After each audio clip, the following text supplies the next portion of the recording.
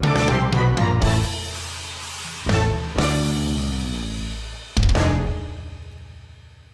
hey, now that we're live, so Patty, I have a question for you. I'm waiting to answer this live right now. If the Flintstones did a Super Bowl special, would they be rooting for the Denver Broncos? Okay, so welcome everybody to Bugs Exposed. We're starting a new arc. Let's get introductions out of the way, starting with not Dan. Jack, go. Why me? Because you're second in line and you're going to complain about it, so we better get you out of the way first. Ah, fuck you, you bitch. Hi, Blackjack K9. My commissions are open. Go have a look at them. I need money, please. He does good logos and swords and characters and sexy men. I'm a bit off my game today, so bear with me. Cable. I use my executive power to pass it to Noodle. Noodle. I am Noodle Laser. I am playing a bunch of different games. I'm trying to get my shit together long enough to continue on Rio. Back to Cable. Hi, I'm Cable Provider. You can find me on Twitter at ninja_Dan_FH. I DM File Phantasma and a whole bunch of other stuff. I pass the buck to Dan because he has plenty of energy right now and I'm drinking a soda. Hi, I'm Cable Provider. You can find me at Cable Provider on Twitter. Ninja Dan's Funhouse, channel manager, main editor of Phantasma, and I play Grifter here, or should be known now as Cypher, on Bugs' Bones. Okay. Well, without further ado, I'm the DM of Bugs X Bones. The series that I keep bringing back every time I have a Adderall in Field Nightmare. We are gonna be starting a new arc today, but so fun fact about this arc for everybody listening.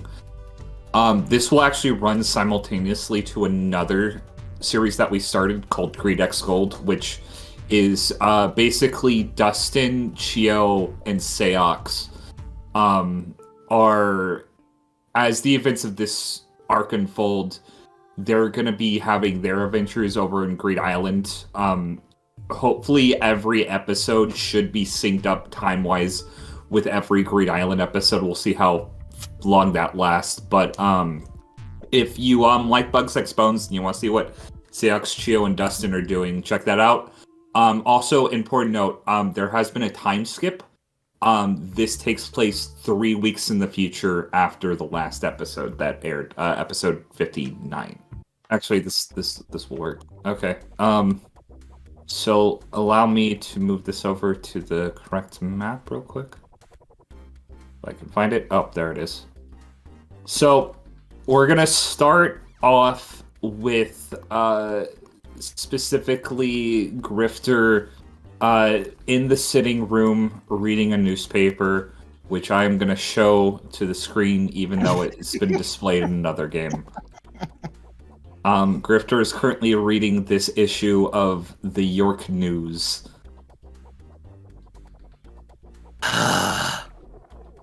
Of all the insolent, lagabout, incompetent news reporters! Grifter, can you keep it down? I'm making a souffle. Look at all these errors on here! It's like, what the hell is this? Like, unnamed bodyguards? And Antonio Anthony Audrey Anderson? Who the hell is that? Everybody in the mansion hears Grifter screaming downstairs. Shit, Tombo hears it next door. Unnamed bodyguards! What am I on here? Where's Seox? Victoria's not listed either!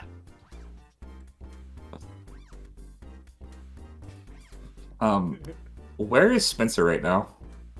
Oh, he procured one of the empty rooms on either the second or third floor and has been just locked away in there, just working away at different fucking pages for all the series that he has to be working on, because during his little escapades with everyone here, He's kind of gotten a bit behind on all of that. Okay. He's probably just walking out of that room now after hearing the fucking yelling, realizing he's been in there for fucking weeks and hasn't eaten or slept properly. You have like a pimple on a very annoying place on your body that every time you move it just hurts. You're an ass baddie. I have one of those, and those things hurt. They suck, right? Yeah. What's all the yelling about? Just turns the paper around and shows it to you. This! Can you believe what qualifies as investigative reporters these days? Oh, hey. You guys made the news. That's cool. Yes, look at this. 16 years old, 15 years old, 14 years old. They couldn't even get Coco's age right in the same page. Oh. Guess this isn't a very good newspaper then. Only lost their chef. What chef? We didn't bring no chef. You guys have a chef? No, we don't have a chef. We cook our own food. Why don't? I thought you were rich. Why don't you have a chef? I mean, we were barely here actually, beforehand. I can't talk about food right now. I'm so hungry. I mean, pretty stocked up fridge. I mean, we don't have a chef. You know, come to think of it, that's not a bad idea. You haven't Coco? checked your fridge recently, have you? After I call this newspaper, go to Coco. Coco, what are you doing? Fucking probably in the library, just like organizing all the books. You notice, Victoria actually, hasn't been staying in the library. You don't know what specifically she's been doing, but you actually haven't seen her much in the last week. Like, you'll see her, like, walk in the hallway occasionally, but, she's been rather sparse to what you're normally used to seeing her. It's so lonely in here without her. Also, you heard a certain purple yell, but you know whether or not that's important to you. It's up to you. It's your decision. Fine. It's always noisy and this has been awkward. She'll go, ask what's up. Grifter, you see Coco enter the room.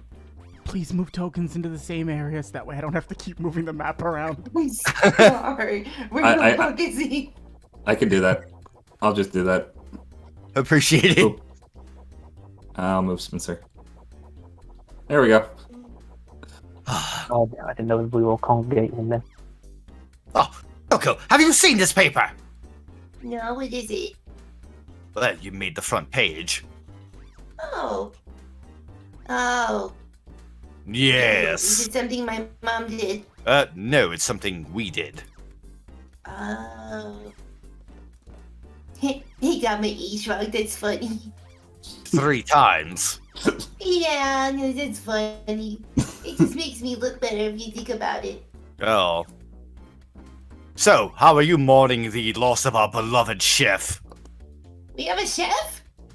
No, of course What I not! said. What the hell is wrong with this paper? Never even heard of this person! You think about it, I think Tombo's our chef. But he's up there! Well, yeah. I don't know, this just it makes me think like this is a trashy tabloid. It's not even a credible newspaper, really. That's why it's funny. You can tell it's probably not the greatest because it has a pun for a name. Oh dear God, it does. When you're looking through it, Spencer, you also notice like a lot of like formatting errors and like spelling errors and just errors of every kind. Oh, this is horrible. Okay, who is the publisher of this paper? I'm looking through trying to figure out who owns this.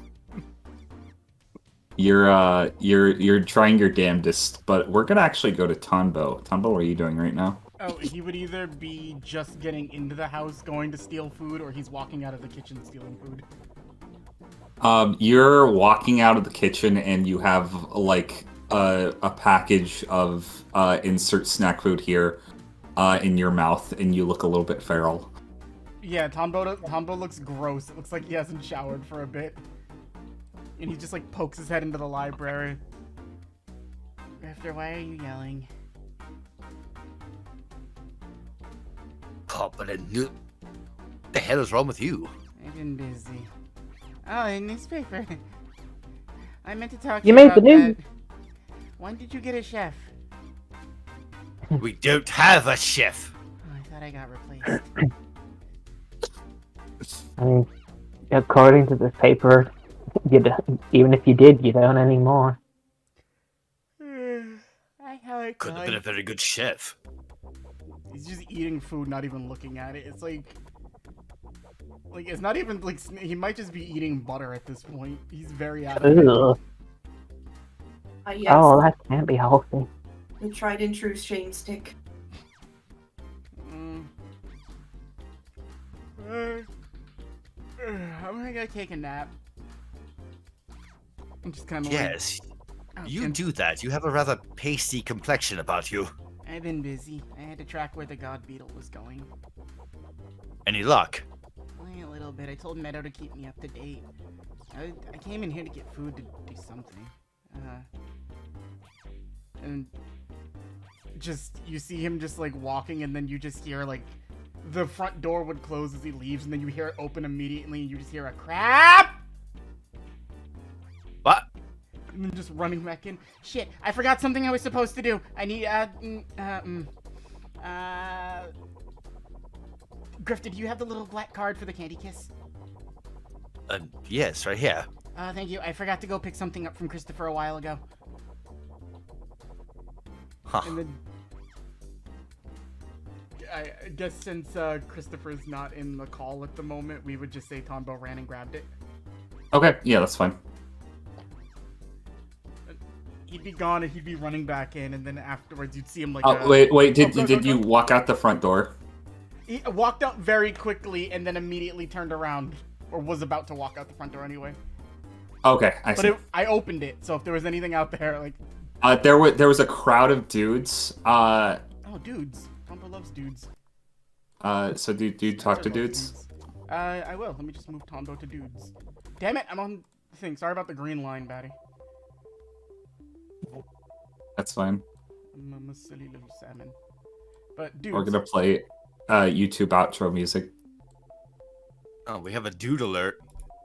You would see this man leading the pack of dudes. He's about 6'5". You know how people have like the shaved side mohawk looking haircuts? He kind of has one of those, but it looks like the sides have kind of grown back in a little bit. He has kind of like, I don't know, like matted hair, I guess is the best term for it. He's a little unshaven, but yeah, he kind of has an adorable face. Deadass, That's you a my dude. ponytail. This is me.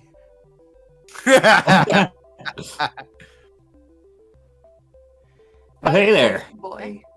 Hi?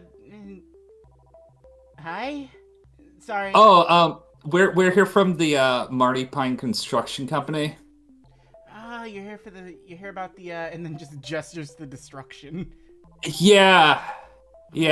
He's looking up at the grain silo sticking out of your house. Yeah. Hey, I want to keep that, so don't destroy it. We could reassemble it if you pay us extra. You see a little, like anybody looking would see a smile go across Tombo's face.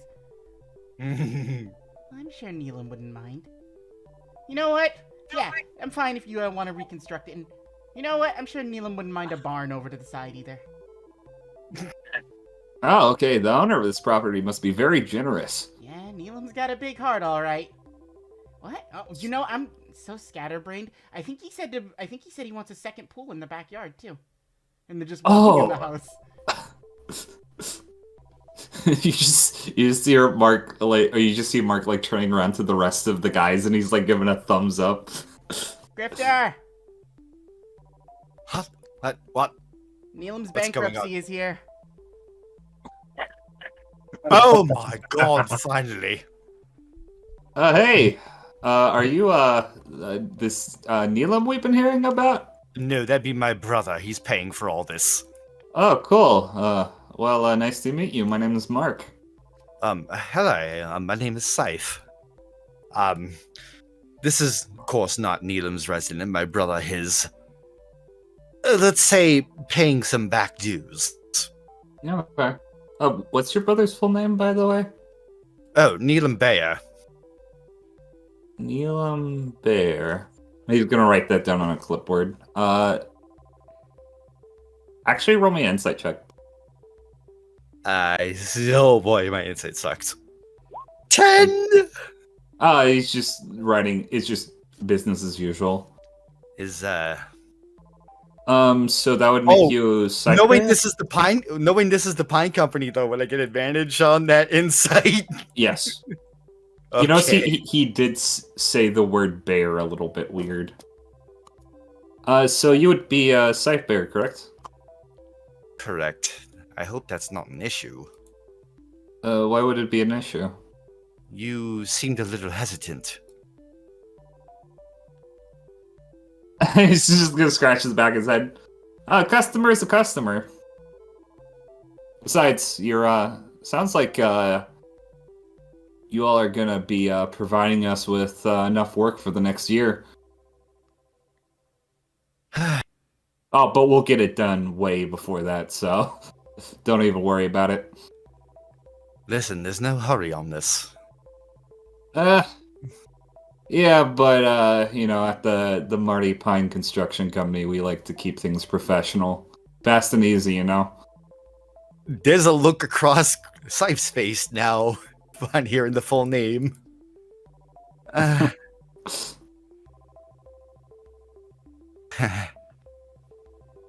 This is awkward. We're here in the doorway. Would you like to come in? Sure. Yeah. You just, all the other like dudes are just gonna also walk in. They're just like looking at the grain silo and they're like measuring things. Yes. Tombo, you want that over by your place, right? Oh yeah, you can just put it in between, like more to the house after the just Tombo adjusts himself so he's facing the front door. To the left of here. If that's No, not you an want it issue. by the greenhouse. Your name was Mark? Yeah, Mark. Oh well, nice to meet you and appreciate the help on the homes. Oh, don't even worry about it. Honestly, we haven't had a project this big in a long time, so. Are you guys Yeah. okay on money? Oh no, yeah, no, we're fine. We're actually kind of renowned, if I'm gonna be honest. It's just, we don't usually do many repair jobs this drastic, but he's gonna like lift up one of the tiles. There's like mold and like warped wood underneath. Oh dear God. This shouldn't be too bad. Well, we trust you to do the best you can, and as far as we're concerned, or rather, I guess as far as Neelam's concerned, money is no object, sir. You do whatever you need to do. Oh yeah. No worries. You know. Like, literally anything you need to do, as expensive as you want to make this. You know, now that you mention it, actually, there's some remodeling stuff we could also do. But I don't suppose you would want, like, gold encrusted. Nah. That wouldn't be your style. Hold on. Let's not rush to... Here, Grifter, you talk with them. Just, do you have a checklist or something? I'll just go ahead and... Yeah, you know... Gold encrusted? That's Do a they bit have much. any sort of paperwork, Maddie? That I can look Yeah, they do. Tombo just takes it and you hear him walking off to the other room. Ooh, well, we definitely need that. And we, of course, need this, too. And... Looking at? What? No, that's hideous. Yeah, but we're not paying for it. But it's still hideous. Yeah, but Neelam's paying for it. But I have to look at it. Fine, I'll circle anything you see circled on this. Just put it on the house over there. Leave this one how Grifter wants it. Okay, Will yeah, do. you can have all the golden cross that you want. That is way too much. Too tacky. Your words, not mine. And Tombo's just going back, circling things like, why would I need a hatchery? Why wouldn't I need a hatchery? Just circling shit. Almost gonna get a straight. I'm gonna bankrupt this dude. But continue. That's Coco, is there anything you need for the library? More of it. Expanded library. Okay. Circling that. Looking at your guys' floor plans, there seems to be not much room for the library. We can only expand it 3 to 5 times bigger. I love you. It's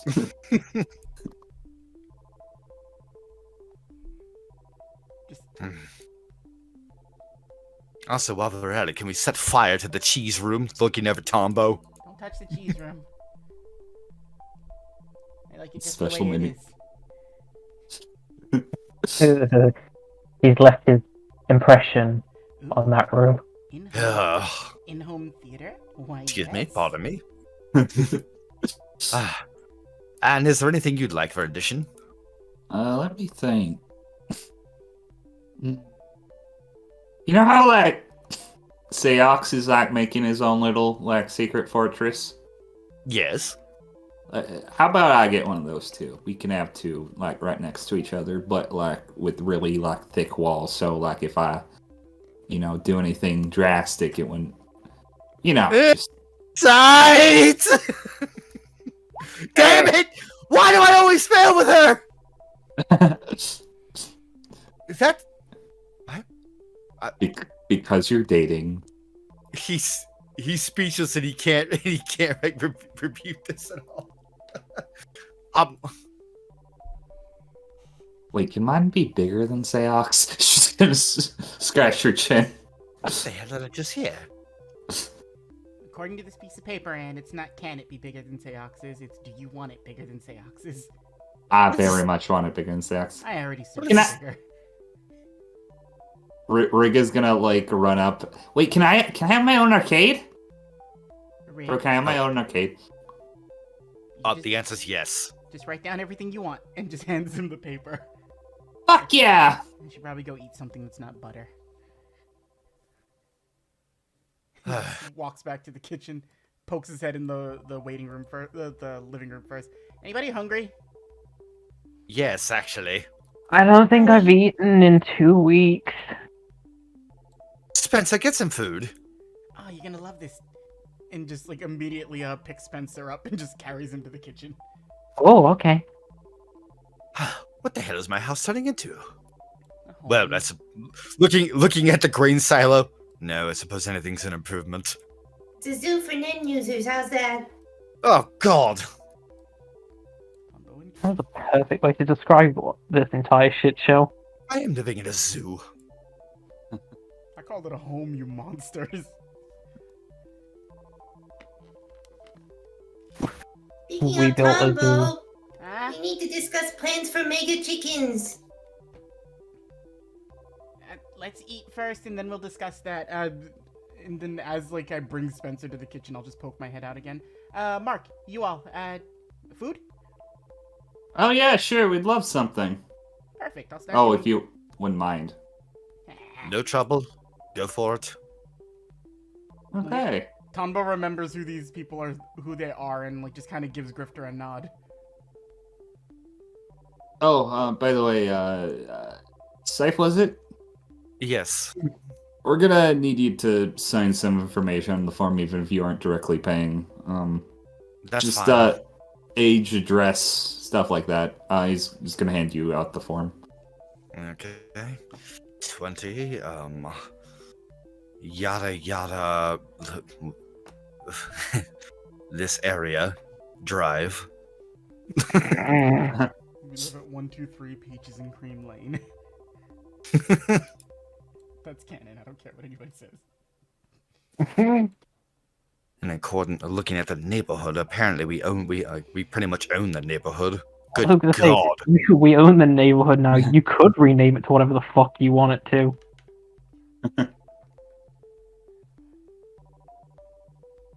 Ever apparently, ever since points to the grain silo, this happened, everyone else started moving out.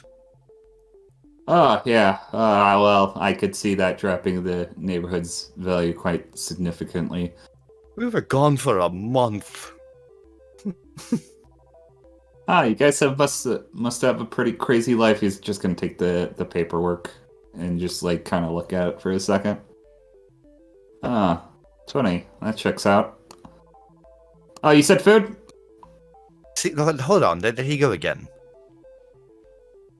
He's just gonna start walking with all the other ones following.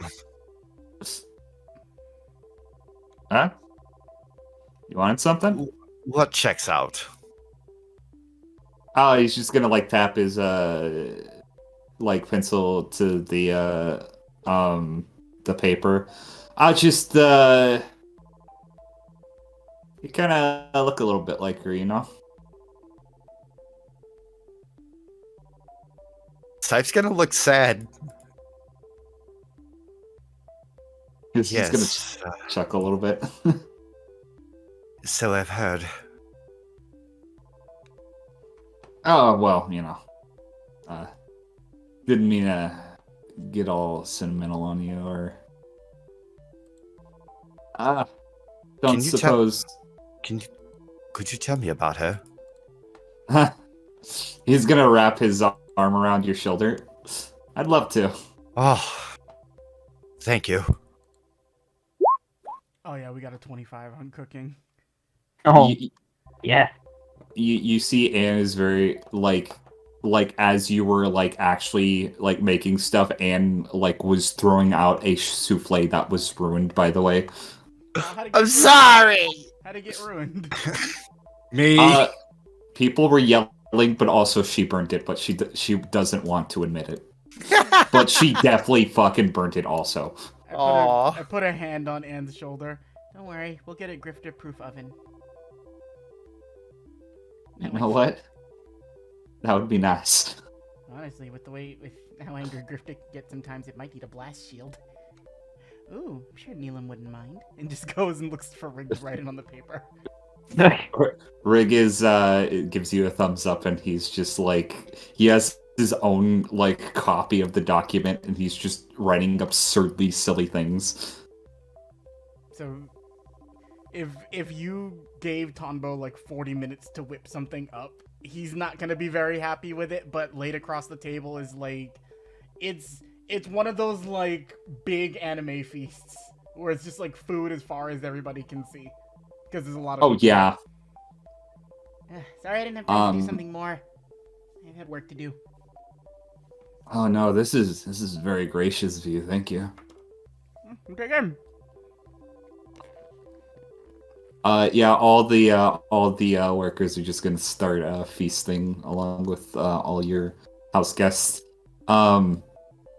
Shroomsy like just made her.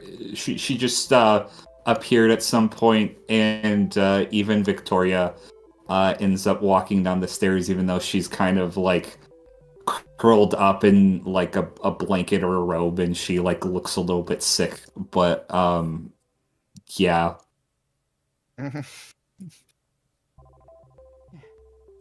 Just sitting back, looking at everything. Like, is Coco eating too? Like, is she here? Yeah. All right. So just like looking at everybody present. No, it's true. Food does taste better when you share it with people you like. Hell yeah. Agreed. And just like, not like Tombo's literally just eating and not doing much. It's like at this point. Yeah.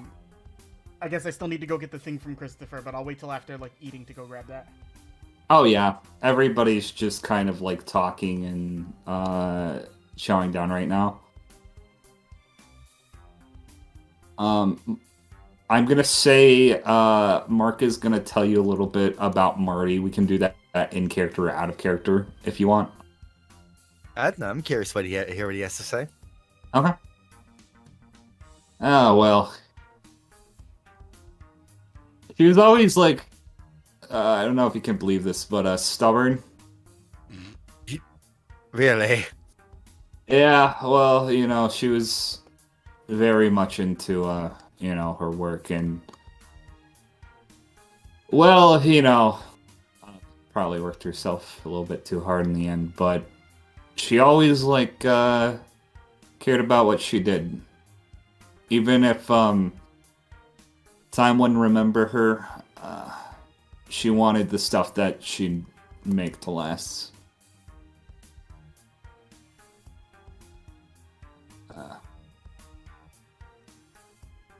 And, I mean, what can I say? If it wasn't for her, I'd probably be in a gutter somewhere. I wish I had known her. She's a great woman. And with a very serious look, with a very serious look on Sai's face. He's gone, by the way. Never coming back. Ah. I stopped thinking about him, if I'm gonna be honest. I'd figured Marty wouldn't like it if I dwelled. He's not worth my anger. Unfortunately for us that he left behind, he made sure that his legacy haunted us. Huh. Well, I guess he did one thing right. And Mark, even though you just met this man like a very little short while ago, he's just gonna like scruffle your hair.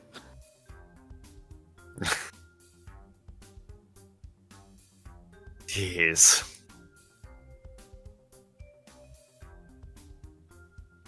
We weren't related by blood, but I considered Marty my sister.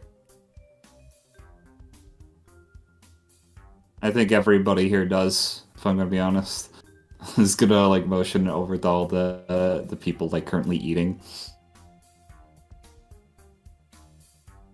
Well,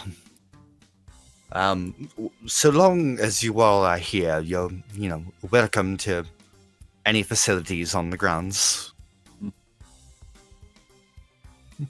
I appreciate that. For what we have at the moment. Yeah, I don't think anybody's gonna be using the grain silo. Plenty of feed still. Help yourself. Although you have to fight Titan for it. Oh, I miss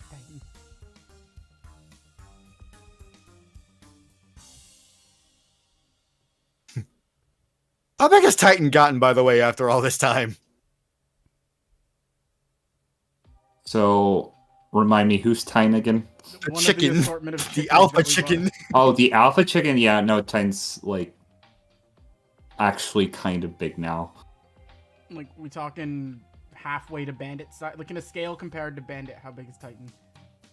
Like a greyhound, actually. Oh my god! Yeah, she's growing up. She's just, like, casually walking the grounds. Eating at the dinner table. Is it every animal you bring home becomes abnormally large? Because I'm good like that. Ay, ay, ay. She's eating still. I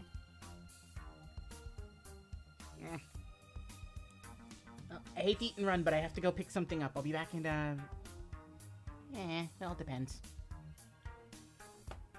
But if you guys want more food, there's more in the kitchen. Oh,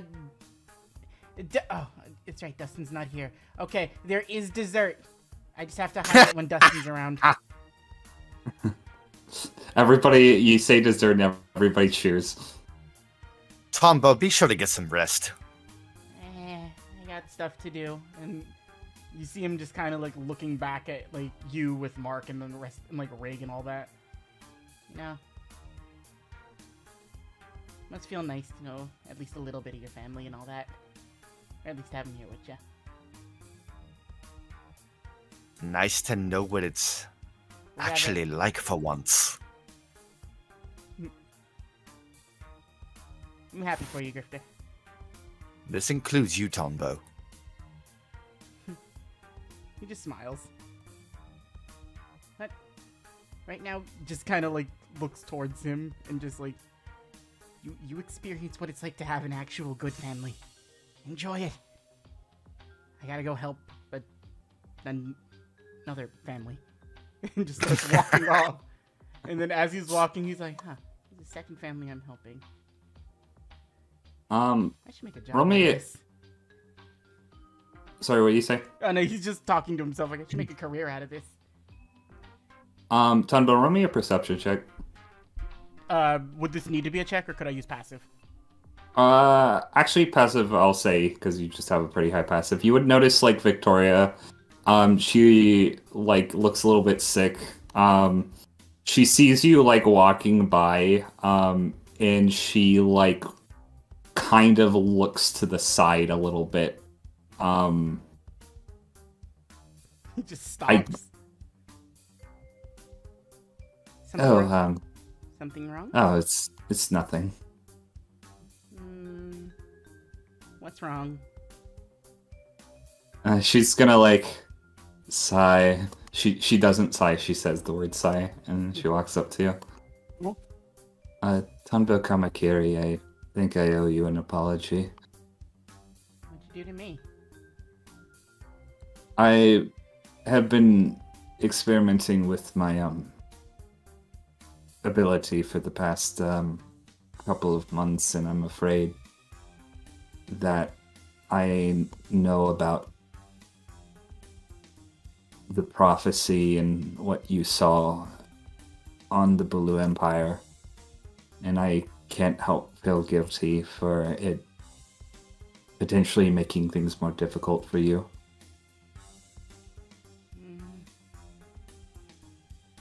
Just kind of like looks at her, kind of like looks down a bit.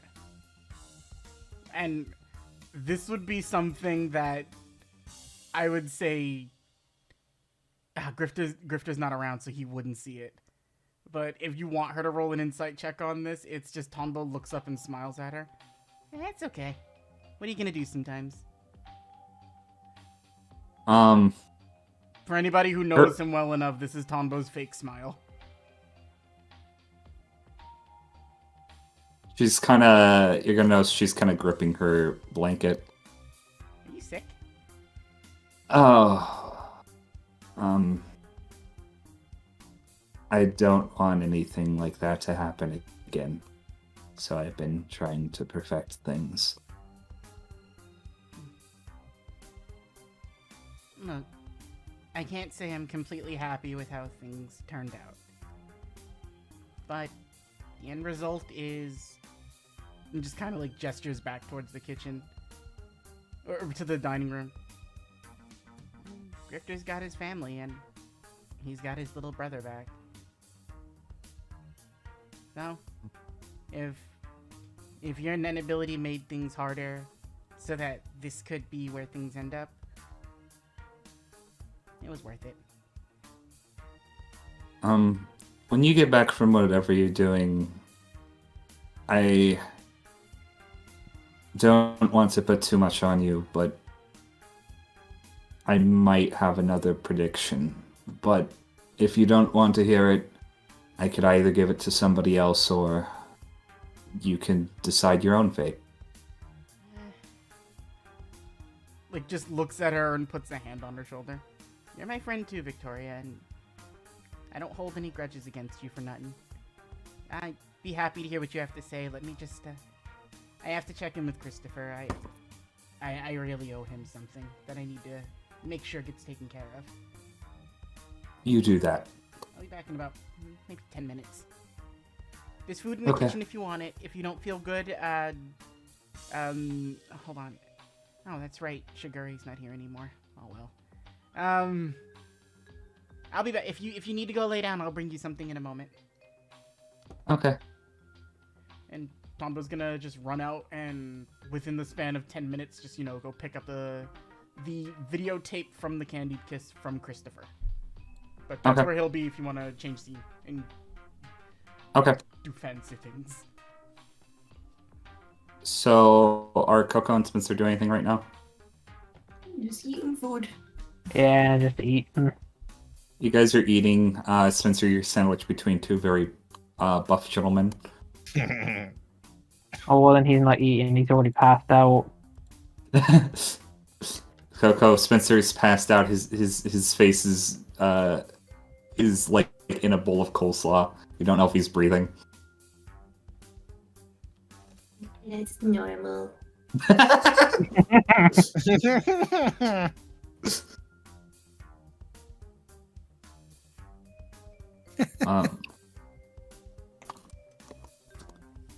So, if there's not like anything else you guys want to do, we can fast forward 2 minutes. Yeah, it could just be small talk. Okay. What's Glory doing through all this? Is she just eating? Oh yeah, she's just been like scarfing down half the table. It's fine. Yeah, she's probably used to Tonbo making food at this point. He sporadically was doing it while he works. So it's like... She's like telling like all the construction workers like sailor folklore for some reason, even though she's not a sailor. That checks Everyone's out. got a hobby. She is thoroughly convinced that them all that she is a hardened sailor that's been on the seas for years and seen all sorts of monsters. But eventually you come back, Tonbo. Alright. Comes back in, goes back into the dining room. Just like, hey, sorry, I had to step away for a second, but I'm back now. Lifts Spencer's head out of the coleslaw and just like perches it up on like, I don't know if like, there'd probably be like a roast chicken there, just something he won't suffocate in. It's very soft, Spencer. Just pats him on the head. Hey, Grifter, I'm calling in a favor if you don't mind. Favor. Holds up a videotape. Very... It's not one of those cursed videotapes, is it? no, I send those to Neelam. This tape in particular, though, let's just say it's a message, and it's for a very specific Candy Ghost's wife. Oh, I see. I don't know how to find her, but I told him I would give it to her. Will you help me? Of course. Coco? I owe Christopher just as much as well. Yeah. I'm still awaiting on a response from medical school, so sure. And, just kind of, like, looks around, like, alright, so it'll be me, you, Coco, oh, that's right. Destin and Seox are... And just looks over to Spencer sleeping on the chicken. Hey, Spencer, do you wanna... See, I don't know how to... Do you want to come along? I can't really in good conscience say if you want to run a quick little thing, because I went to the store once and ended up having to chase a man down. I never know what my time is gonna look like doing stuff. Just looks over to Mark. This happens quite often. Yeah. Oh, you know. It could be a short or long excursion, but could be fun. You want to come? Oh, I don't want to impose on anything. And then just from the fucking edge of the table, jumping up with a massive newspaper rolled up under the arm. He would love to. Edgar leaving his fucking inky dragon footprints across the table as he goes to sit down at a chair. Aww. Oh, before you guys go, actually, there's something I need to give you, Tonbo. Who's that? Anne? Yeah, it's Anne. Okay, sorry, Tonbo's all disoriented. I gave one to Dustin earlier, but I actually nabbed some communication devices off of Plush. I don't know even if you know who that is, do you? A stuffed animal? He's my parole officer. It's nothing major. So Don't worry about it. and she's gonna hand you like it looks like a giant like 70s like brick cell phone, but it has a miniature like hyena, like chibi stuffed hyena on the antenna. These communication devices will they work better than cell phones actually. I don't know what you guys are doing, but even if you're somewhere where we can't reach you, just give us a call. Also, you'll be able to talk to Dustin. Aw. Wonder what wacky excursions he's out on. Ruining someone else's toilet. Probably. I think him and Chio are drinking right now. I don't know where Seox is. And they'll find their. Oh God, Chio's drinking. Don't worry about it. You have important stuff to do. Silver lining, she's not drinking here. Silver lining, she's grown, and just puts the phone in his like bag. I gotta go see Victoria real quick. I'm being called away on a lot of things. I wish I could say I hate it, but I'm slightly. I enjoy people. And he just starts walking off. Okay. So are you talking? So you're gonna talk to Victoria? Just real quick, she wanted to talk to me anyway. I didn't know if she went back up to her room or if she's still down here. She's in this area. There's like she's standing like by the staircase. Okay, gonna go just talk to her real fast and just. Hey, sorry, Victoria. Sorry. Very active day for me, and I'm on. It's been about 3 weeks, so yeah, I'm on maybe about 10 hours of sleep out of the last 3 weeks. Maybe if wherever this adventure leads you, take a nap on the way there. I would like to. Okay. Can you grab my hand for a second? Just like remembering the last time Tombo goes into his pocket and puts like little bits of like tissue in his nose. I got a nose bleed last time I did this. You shouldn't have to worry about this time. I will grab Victoria's hand. Okay, let me change the music actually. So Tonbo. As you grab Victoria's hand, you see a rush of blue fog just kind of surround you as your eyes start to glow, and when they open, you find yourself in a pink void. You see Victoria, and behind her you see a giant multicolored eyeball. I would like everybody but Cable to mute at this point. Mute and deafen.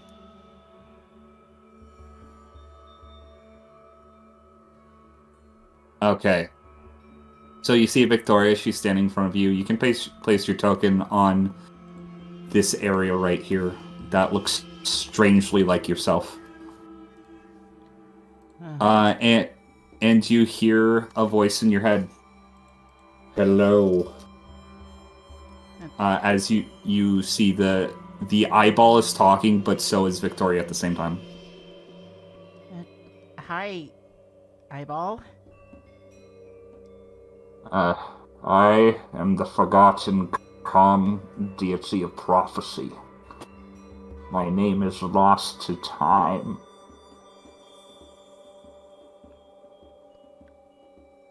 Victoria, is this your nun ability? Have you been contacting a Karm deity? Victoria cannot speak right now, but she can remember everything that will occur here. Okay, and then just kind of like recomposing himself. I believe she wanted to show me something. Are you able to tell me what she wanted me to know? Correct. But I must ask you, do you want the long version or the short version?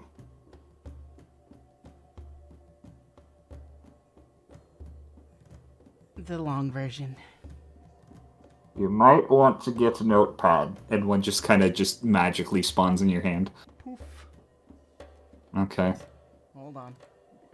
Permit me 2 seconds to pull up a fucking document, Daddy. I just need to write stuff down in case. Okay. Fair enough. Alright.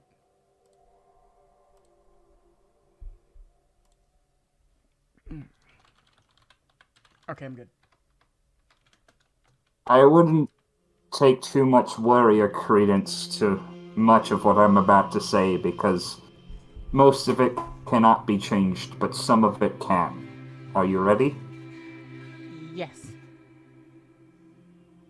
There will be 7 people on your next adventure that either you already know or someone you know knows them.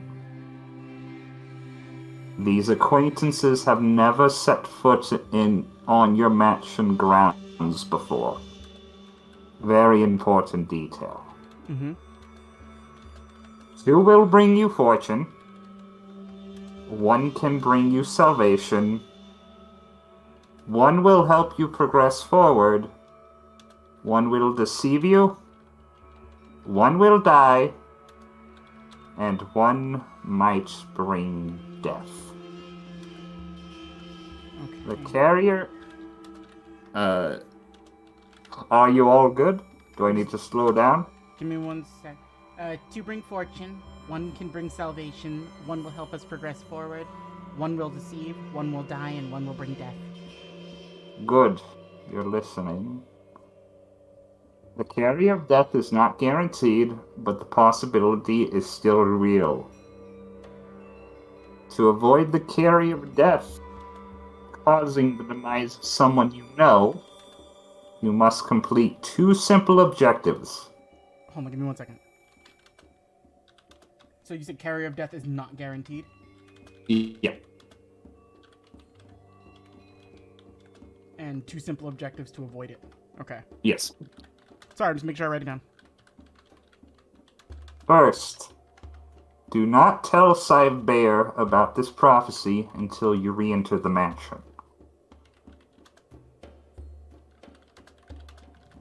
Second, do not let Scythe Bear milk the snake.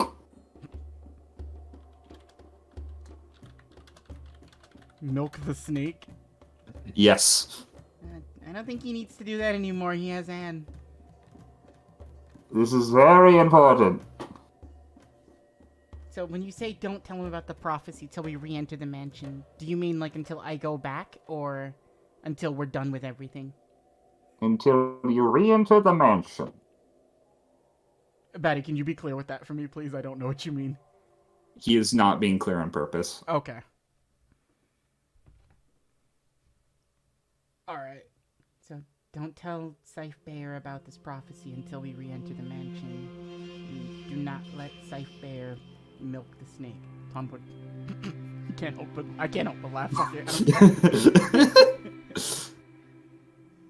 Okay, are we good? Anything else they should know? You're doing good, kid. Thank you. I don't know how to thank you for this. I don't know what to give a giant fortune-telling eye. Can I offer you a glass of clear eye? Maybe go see a local optometrist once in a while. Can do. And he'll actually, give, a slight bow to it. Thank you very much. You're welcome. And I'm gonna bring you back to the mansion map. Okay, so Tombo, you're back in the mansion, and Victoria's in front of you, and she's a little bit sniffly. Oh, I'm sorry. I probably should have warned that you'd be entering my mindscape. Your Nen's getting a lot more effective. Yes. Well, have to practice, I suppose. So, did you hear any of what happened, or no? I heard everything. Are you confused too? Because the last part confused me. I don't know, but just heed the warning. It can mean a lot of things, but you'll have to find that out for yourself. All right. Well, I'm nothing if not a problem solver. I believe in you. It makes one of us. And then he just kind of like chuckles it off. I'm gonna make some chicken noodle soup now. As Tombo starts walking back to everybody, he looks towards Glory. Hey, I think I might be away again for a little bit. Can you make sure Bandit gets fed? Don't even worry about it. Oh, you're the best. And just like hugs her. You hug her. Even though you're taller than her right now, she's gonna actually pick you up and start making out with you. Oh, she's so strong. She's not strong, you're just light. He can't put on muscle. He's tried. You try having Tonbo's Nen ability, it's basically like 8 metabolisms working at once.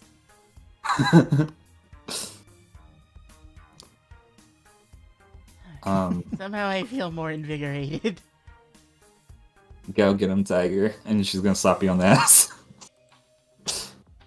And he's just gonna immediately start making his way over. And he's gonna look at Grifter, and then he's gonna look he'd be in mid-conversation with Amber, like, so this can communicate with you better at any time, you say? I wouldn't use it to film any illicit things, considering Dustin will also be able to see it, so.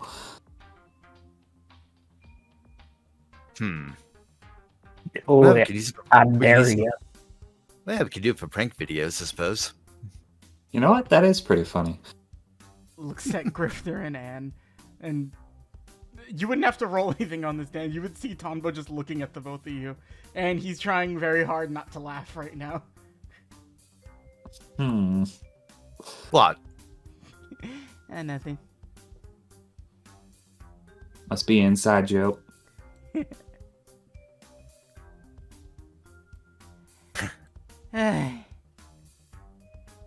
So, Grifter, how do we go about starting to deliver the I'm sorry, give me one moment, please. He just walks over. He goes into the other room and just laughs for a second. Then he just comes back. Alright, Grifter, how do we go about delivering this thing to Christopher's wife? Do you have I realized I don't know how to find her. Well, do we know her name? I would assume her last name's Ward, like his. I don't know. That's a start. I would say also Coco and Spencer, you would be in the room with them now. We don't really have much information to go by, do we? Check family registries for the last name Ward.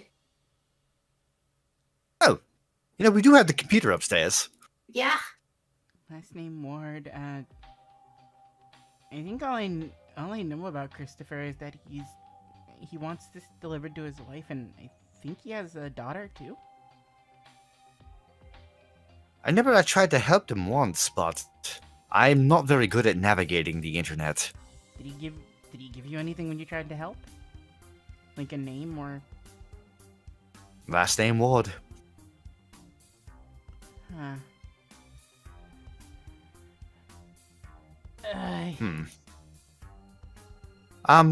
Rig, how are you at navigating the internet? Well, actually not that bad. I've been, doing research recently. Let's gonna pull out his hunter's license. Maybe you could help us find something. Okay. Give me like 5 seconds. He's gonna run upstairs. Jesus. He's gonna run back downstairs. Wait, I don't know. I'm supposed to look up. You guys better come up with me. Yeah. Okay. He's more than likely he's got a better computer than what's in my study. Okay. So you guys This one I want to play. As we're So, going up, by the way. Oh, sorry. Yeah, so basically, Spencer, Coco, Tonbo, Scythe, you guys go to the computer room, which is just an office with a computer in it. And Rig is actually able to navigate the Hunter website pretty well, despite the fact that, he's never been on it, at least as far as you know. What do you and me look up? Any relations to Christopher Ward? Christopher Ward. Okay. You see, he types in the word Christopher Ward, and it says there's about 103 people in the database that are named Christopher Ward that exist in the world, but none of them really have any notoriety as hunters or anything like that. Can you look up any information on a Christopher Ward that is deceased? Okay. That should probably narrow it down. He's gonna try to type it down. 53 results for deceased Christopher Wards. And there's a lot of... That's very concerning. If only we knew It's where- kind of a common name. We just have to keep narrowing it down further. So, Are you able to see a registry? I don't know. Any relations that they might have? We could try to narrow it down to the ones that have daughters. Let's see if I can. I'm gonna have to edit the HTML code. He's just speaking to himself, and 5 results. Sorry, was that language just now? I have no idea what you just said. Just normal stuff. How come you hit all the keys on the keyboard real fast and then went, "I'm in"?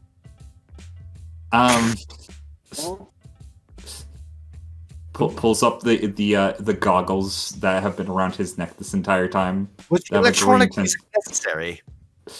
Listen, okay, this is very necessary.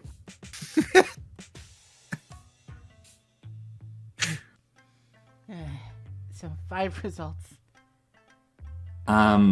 You're looking for Christopher Ward with daughters. If only we knew how old he actually was. All of these people, I don't know if it's the person you're looking for. No, we can always write down a list of names. They've been deceased from...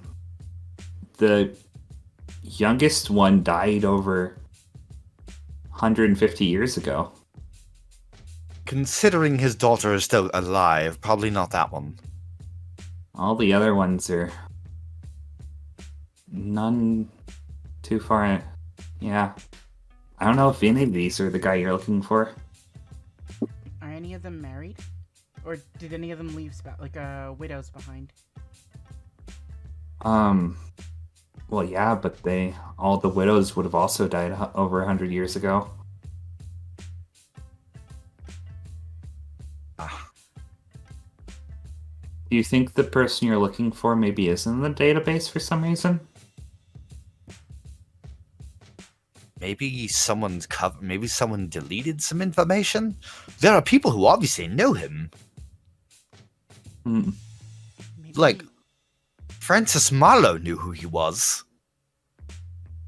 looks at Grifter and then thinks for a second. Maybe Christopher Ward's not his actual name. Huh. It's not the first time somebody would try something like that, and then taps him on the shoulder. Grifter. Please, that's not... At least the alias I chose wasn't even actually a name. No, I mean, people in certain lines of work or trying to avoid things don't want people to know their actual name sometimes. It could be an alias. Maybe he did actually just go by Warden?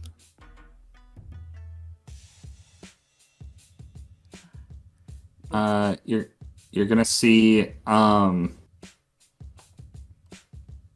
you're gonna see actually your brother type in the name Warden into the search engine, obviously not getting results, then he's gonna pull up like specifically stuff pertaining to like hunters or other nin users. There is a little bit on the Warden here, but it's not much. It just says the Warden was an assassin that was in an operation over 20 years ago, but Go. That sounds like him. that's just all it says. Ha. Wait. 20 years ago. Okay.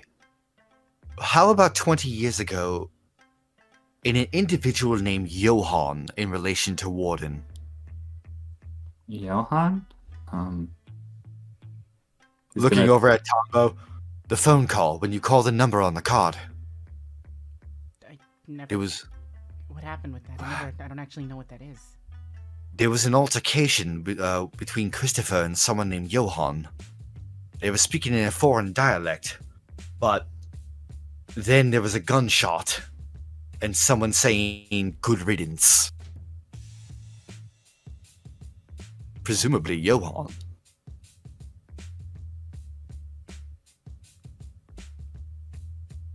Yeah, if only we knew what the language was. Coco could probably figure it out.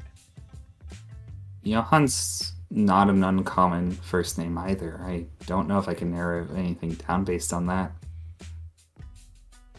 We, Dim. it's, you If know- Coco called the number, she could hear that moment. just looks over towards her. What do you think? What do you think? It's worth a shot, I guess. I mean, you're the only one of us who would know different languages that well. Yeah. Alright. Okay. So, are you calling the number? Sure. Okay, let me pull something up real quick. So, you hear over the phone kind of what Grifter was describing originally. A person that you can discern to be like probably a younger Christopher Ward, and talking back and forth with Johann. It's kind of muffled, so it's almost like also kind of hard to tell who's talking, but then it kind of clears up again. You hear what you can only assume to be explosion and a bunch of gunshots like in the background. They're both speaking in a foreign language. Roll me a history check, actually. Alrighty. History. Mouse work with me. Ah. Where's it? 14? Okay, so when they're like talking to each other, you recognize bits and pieces of the language. It's one that is modernly used, but not specifically pertaining to a certain part of the world, but just a lot of people speak it. Not everybody though, and you would hear something to akin to other than just straight up cursing, like he's here.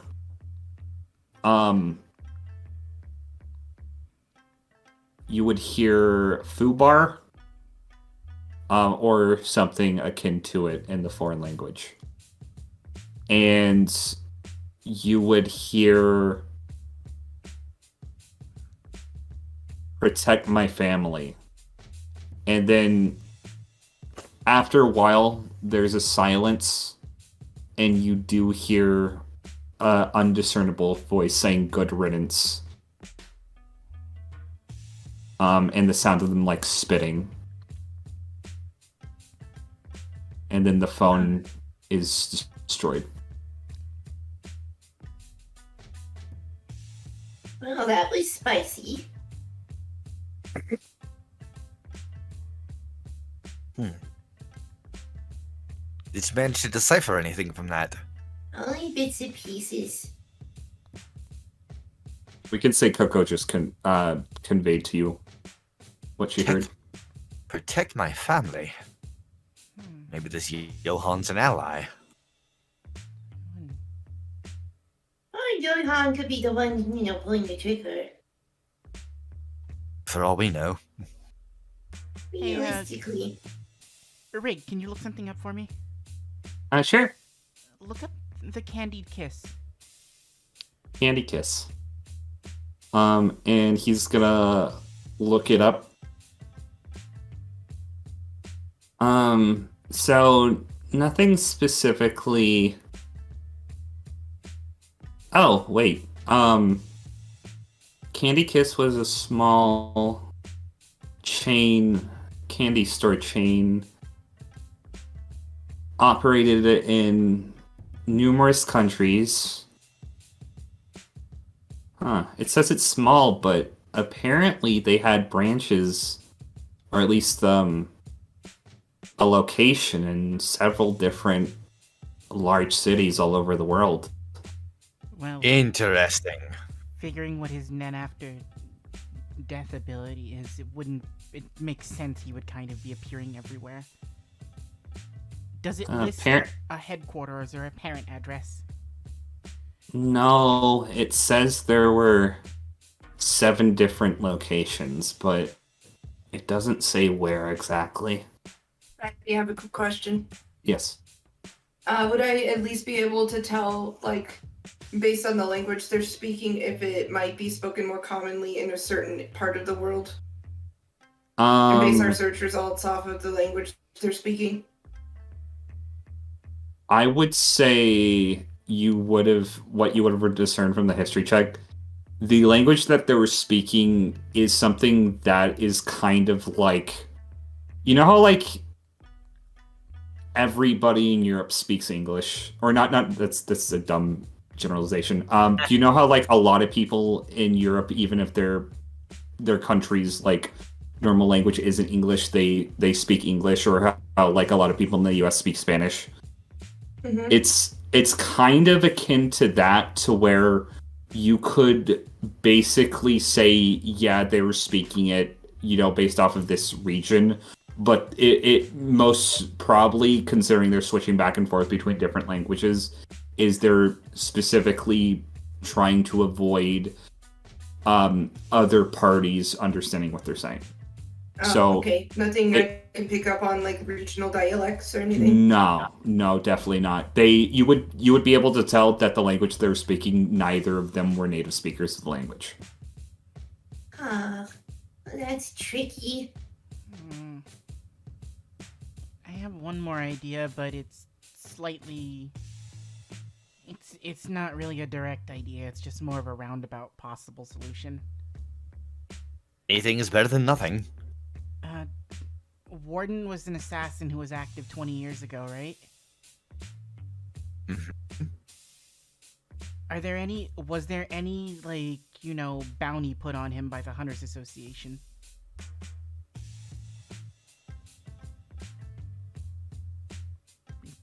Maybe if there was another hunter who was looking into him, they might have some information on where he was. Oh, I just thought of something. Shoot. Who better to know an assassin than their own competitors? Huh. So you want us to talk to veteran hunter assassins or blacklist hunters? Yes. I only know, I think a couple blacklist hunters and...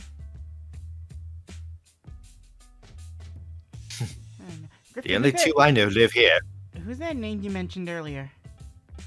What, Francis Marlowe? Yeah, what's that all about? Oh. He's an information broker who runs some place called Bunko Inc. I mean... You weren't there for that, that's right. He gave us quite a bit of trouble on the Blue Empire. Great. Actually, he was a big pain in my ass. I don't know if you saw him, he could summon rats. Ew. Grifter will notice an expression go across Tonbo's face. It's one of those things where I will say, I can't really decide if this would be something that would need a check rolled, but it definitely looks like Tonbo's not telling you something. But I think maybe we should go see him. But we should be careful about things. By the way, Coco, history check on rats. Rats. 11. You remember that boss fight you had against the yellow men? Yeah. There were rats outside killing the bunnies. Oh. You would remember that. I was in a tree though, fighting a yellow person with. Yeah, but beforehand you looked down and saw a yellow man climbing up. I don't remember these things. I do. Dan remembers everything. It was horrifying. I think that might be our best bet. Honestly, Oh, I'm a goody. little bit more convinced that is. Oh, you might also be interested to know this, Tombo. Huh? Remember Terrence Cole? Just looking at him. Who? Well, apparently our heterochromia friend, not you, Spencer, Oh, okay. used to work for Francis Marlowe and was a double agent between him and Neelam. Was he on Neelam's side or the other guy's side? Yes. Fun. He brought me his head. Mm.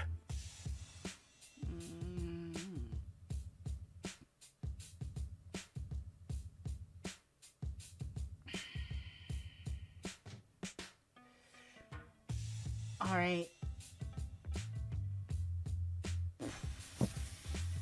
Okay.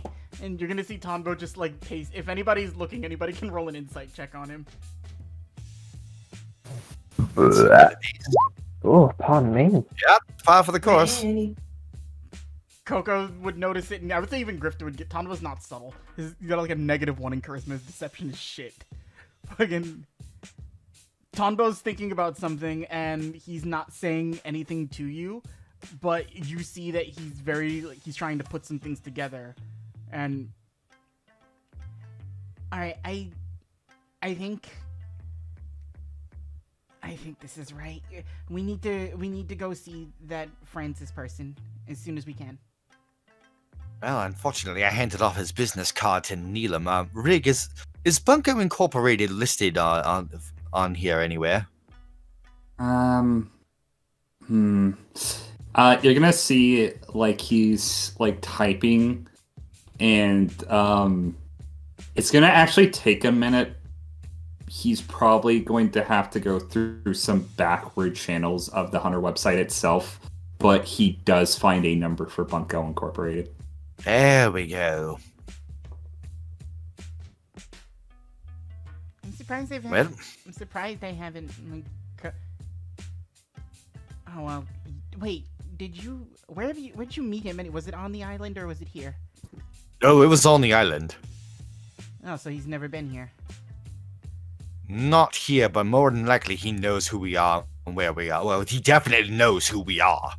Okay. Apparently, he's had his eye on us for quite a bit of time. Going back 8 months now? Roll another insight check then, or perception, rather, just for something specific. Thank you. Halfway through your sentence, Tonbo stopped listening after a certain thing, but it's not like he's ignoring you. It's that you would have just caught that you know Tonbo's thinking face. All right then. Yeah, no, we need to go see him.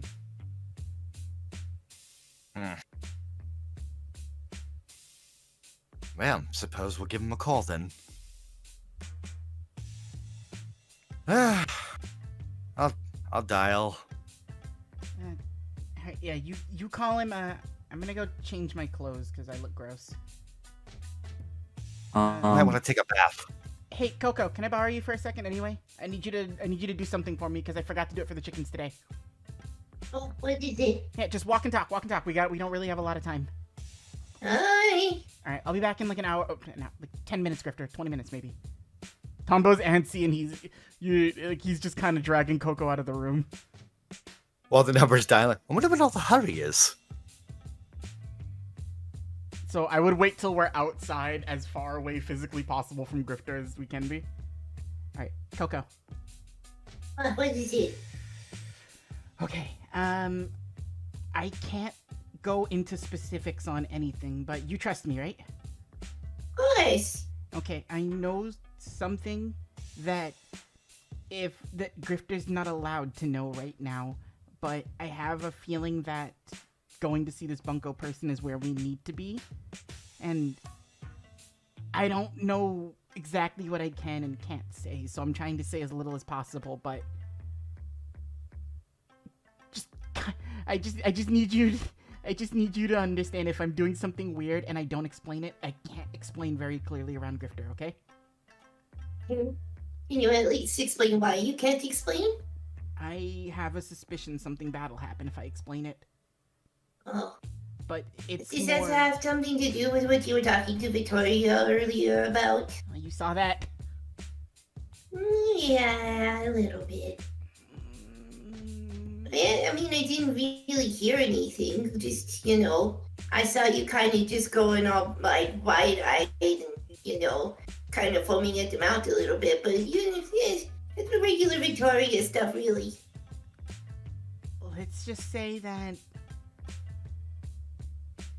Bring your lamppost, because I think we might be in for something, but... Oh, bring the big guns. I hear the message, sir.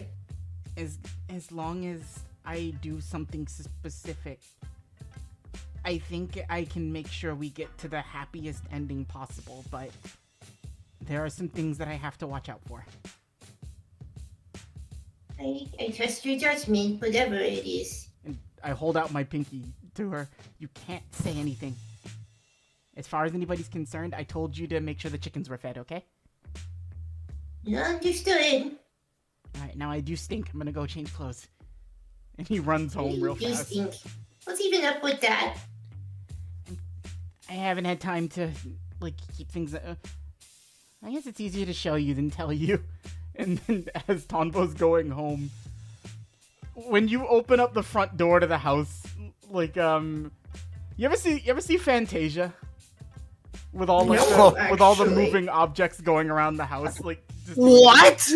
Imagine that, but with spoons. There's pens tied to a bunch of spoons, and they're all going around writing on paper. Is that what you've been doing with the spoon ring? It's been helping him. He's been using it to you see just spewed across the floor. There's ocean and world maps. There's notes off to the side. There's writing on the walls. There's just empty boxes of food left everywhere. Gloria hasn't really given a shit about the mess. She's been cool with most of it. But Tombo has effectively just been walking and working for 3 weeks straight. You've seen her apartment. Cable El Cucharon would be proud of you. I've been a little busy. Yeah. That definitely defines more than a little busy, I would say. You see him holding up over on a table. Just the piece of the chimera ant that he had gotten from Netero. Wherever those things came from, my dad might be there. Oh, that explains it. I can't really afford to waste any time. Neither can I. I'm really supposed to be manhunting right now for an entirely different reason. Well, we can look for men while we're out. That's true. Hallelujah. But no, this isn't a waste of time. Christopher's a good friend, and everybody deserves to get closure. I agree. And you see him just looking back at everything. I sure hope I get it. I know you will. And even if you don't, there's always the chance that you can just start your own family.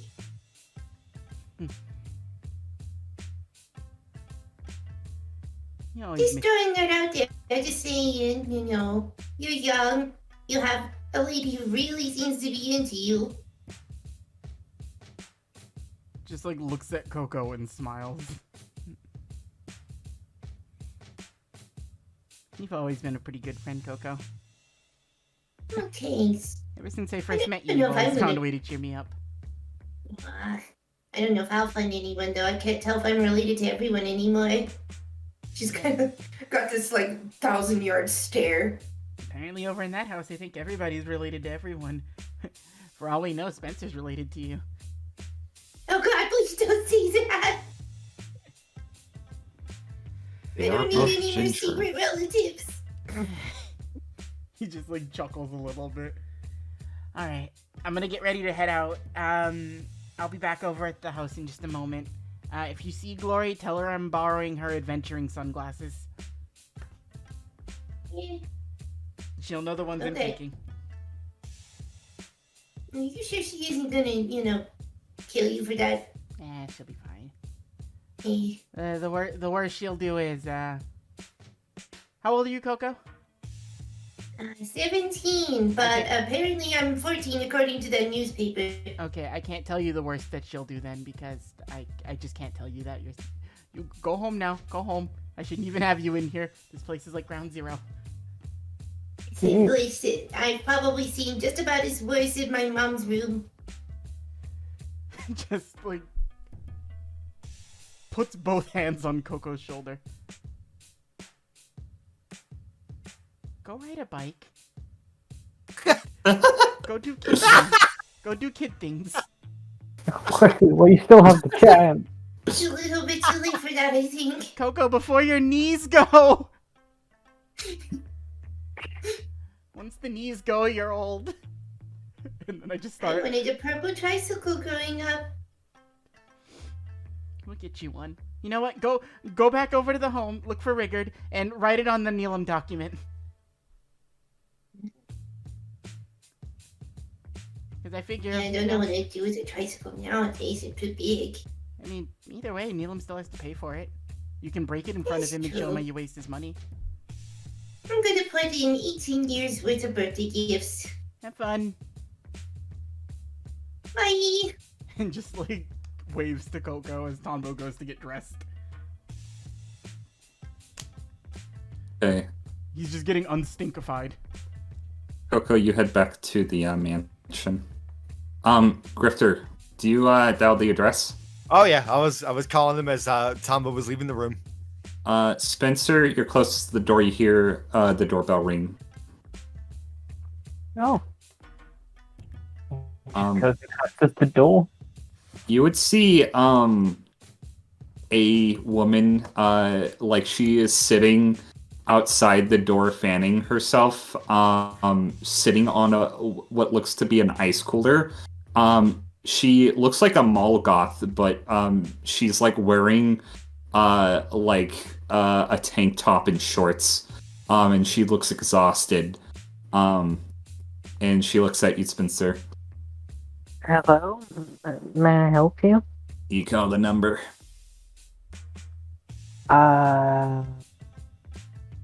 No, but maybe someone else in the house did?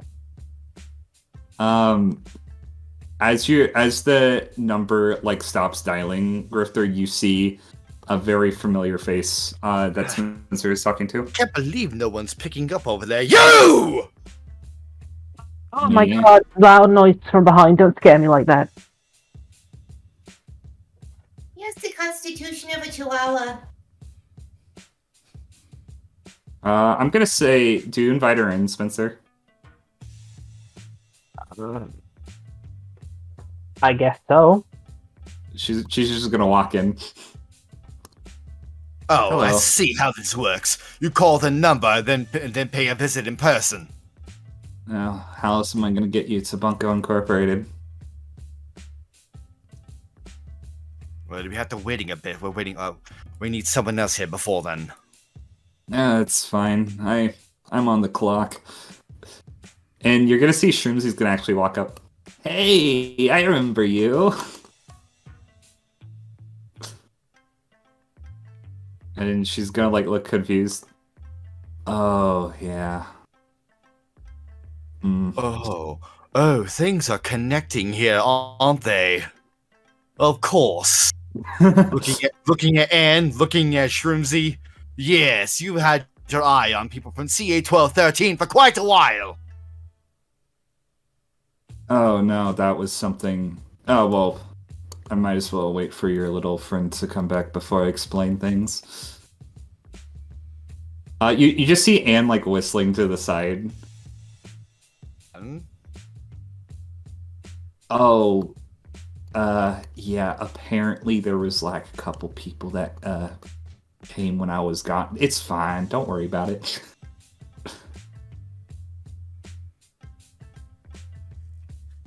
I feel like I can't do anything but worry.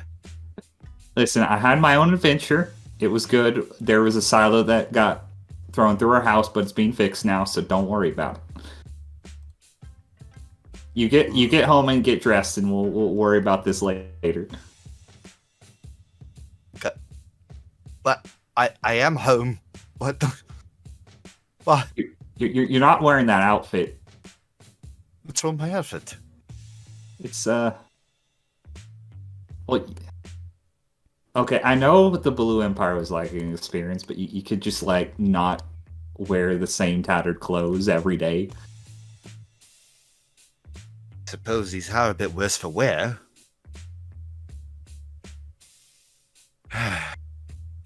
You're right. I'm just gonna go upstairs. But turning back like, but I'm watching every single one of you. Everyone. But I haven't done anything. Oh, but you have. What did I do? That'll be for later. That's what makes you the most suspicious. I would say after a while, all of you reconvene back into the entryway. That is still half covered in grain, by the way. Donbo comes Titan back in. Oh, sorry. Titan's just been having a field day, by the way. Yeah, eating she's the kind grain. of the solution to the grain. Actually, can I show off all you guys' Vice outfits now? Yes. Oh, by all means. Okay, so if you guys want, you can go in the description what they look like. If not, we can just show the picture, but... I don't think Tonbo needs a description. I think he's back, he smells good, and he looks good. Oh, we gotta go with the classic, like an 80s detective look. Armani blazer, open button shirt. We are looking like a floozy. Or I have the image pulled up on screen, by the way. Okay, sweet.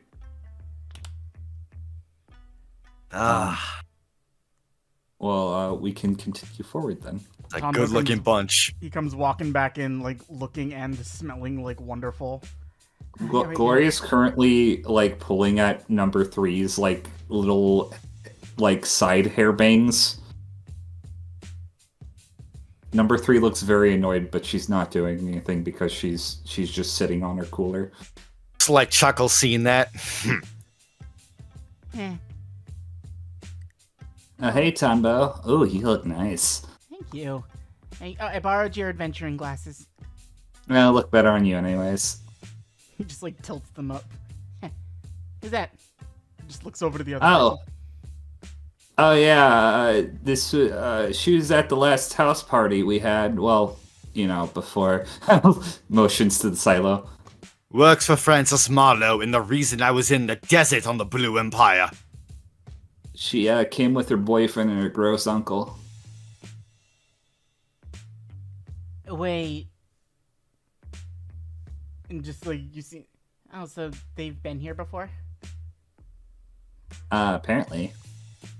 That checks out. Apologies, but, before you, get offended by us, and number 3 is talking right now, we might have something for you that would interest you as a apology, I suppose. for almost having us all killed. We weren't trying to kill you, but... Well...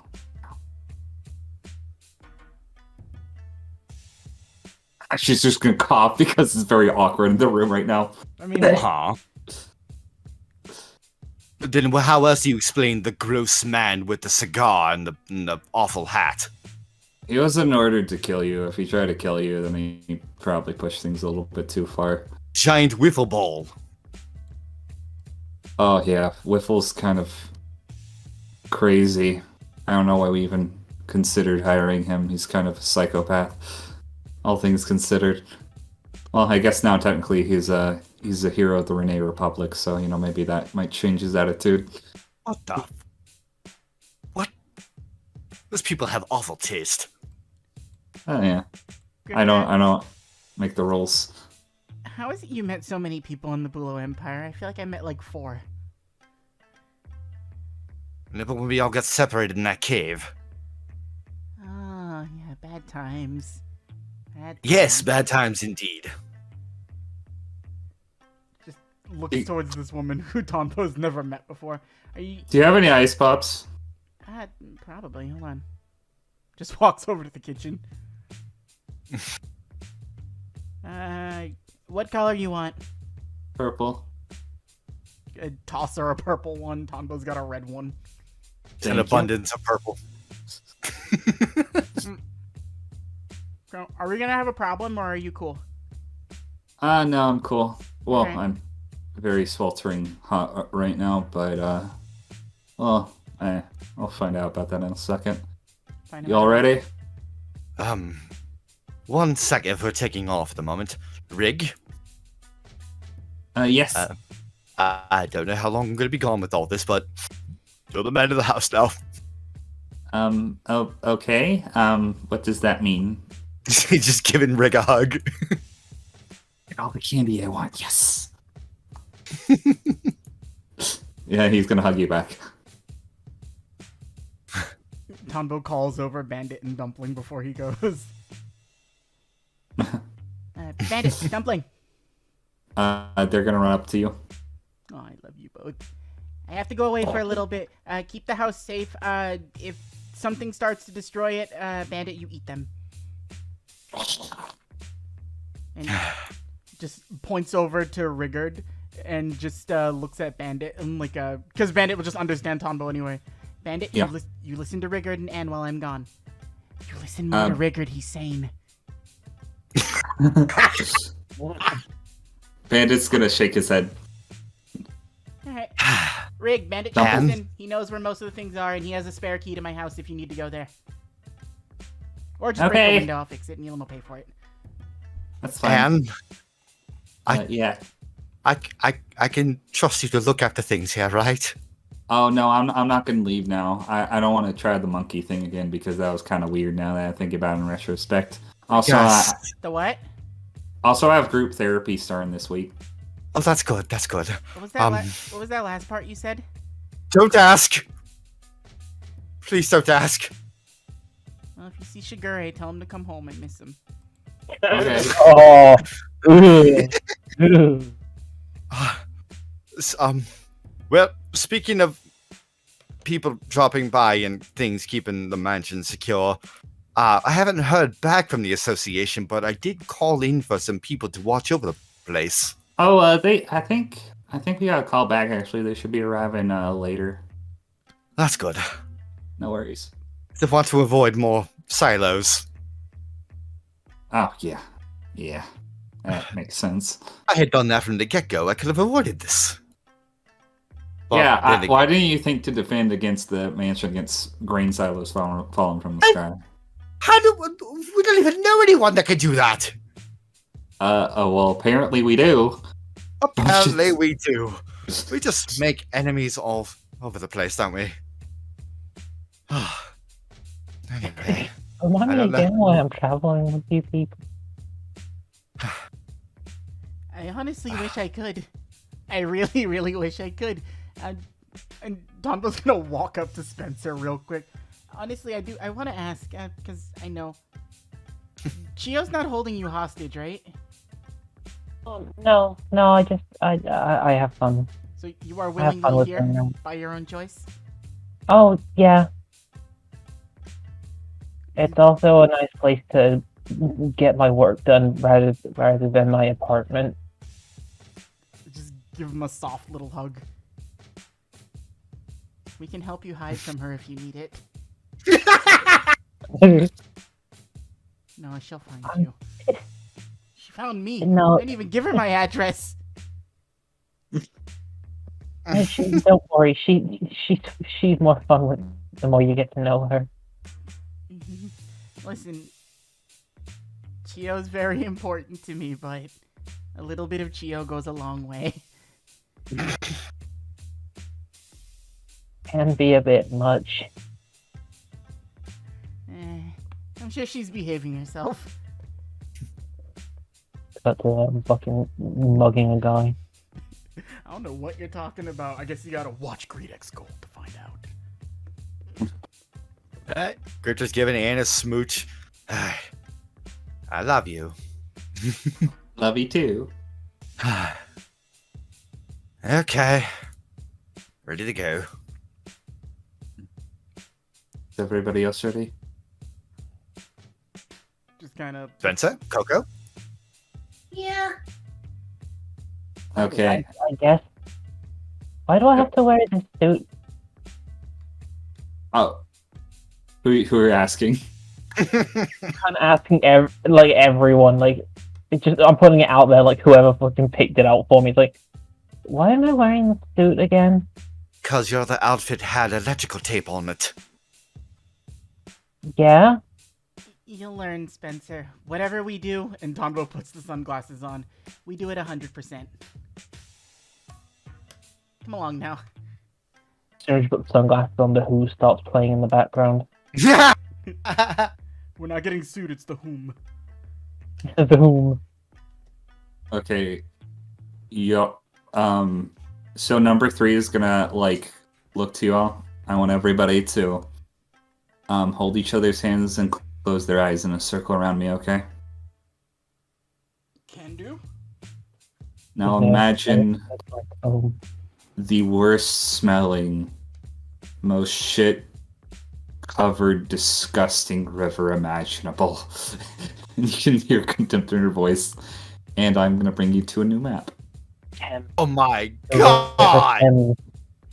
So you guys are right here. And I'm gonna describe where you guys are.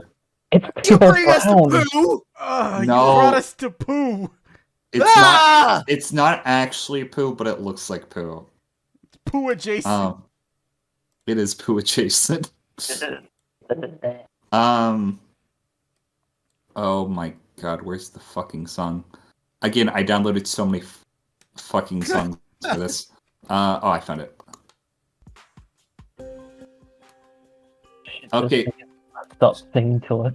So you guys arrive at a multi-storied apartment complex with the awning overlooking a brown, muddy river that has probably been polluted by certain chemicals and is just flowing right next to, right in front of where the awning is in front of the apartments. It is swelteringly hot right now. All of you are it is it's very humid and sweaty.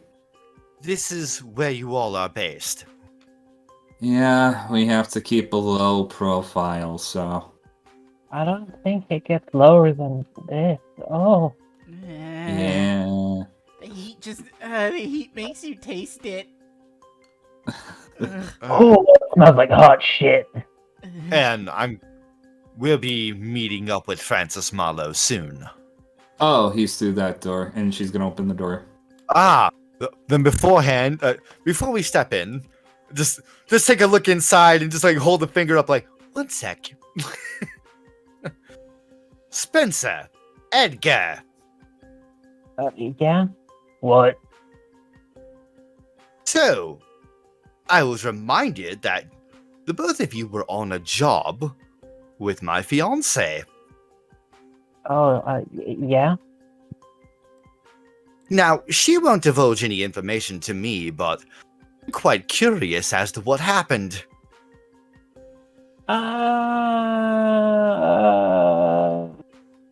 She's just kind of floundering, like, do I tell? Looking very intently, quite curious. I don't know. I mean, Edgar, Oh, who was her look. target? door. Who was her target, Edgar? I ain't no snitch. I will Go get this poke in. information. Go poke your big nose somewhere else. I will get this information one way or another. So help me. If it involves that damned organization again, I'll finish it for good. Just pat Spencer on the shoulder. Remember, Grifter, my legal intervention can only extend so far. It's CA 1213. Nobody cares about them. Oh, before you enter, I need to tell you one important thing. Try not to step on the headstones if you can. Okay. I'm sorry, what? I see. Grifter, you enter in and you see, instead of carpet, this apartment complex has, like, you know, the plastic turf that you see on football fields, like the grass, like the fake grass. AstroTurf, yes.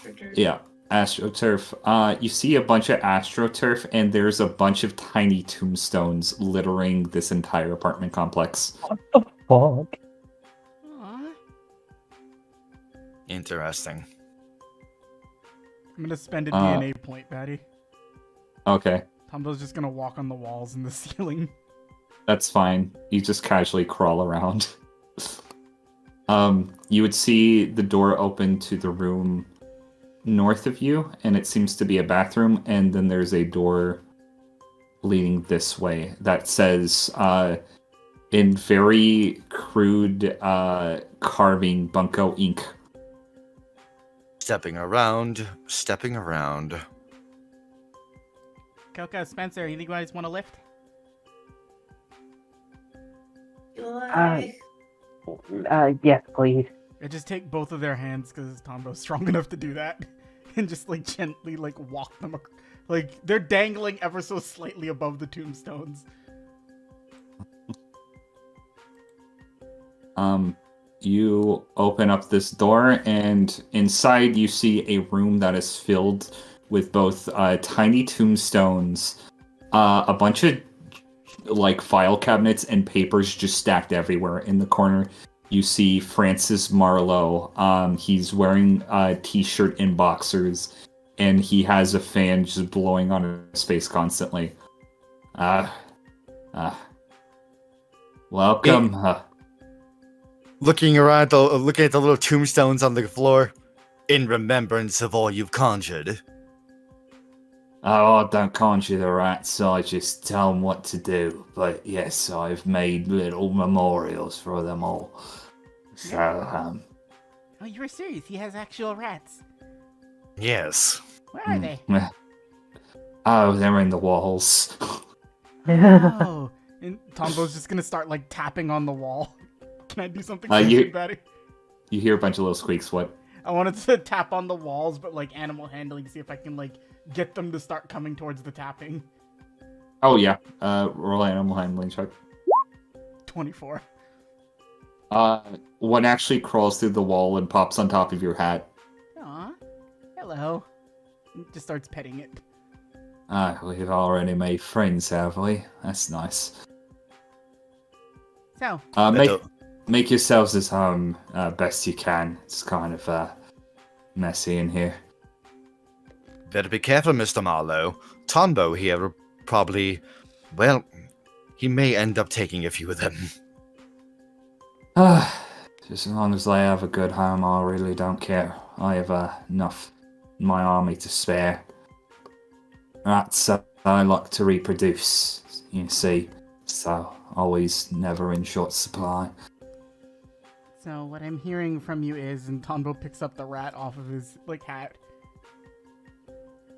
Hello, Crumpet, and then just puts it under the hat. His name's Billy, actually. It's Crumpet now. Fair enough.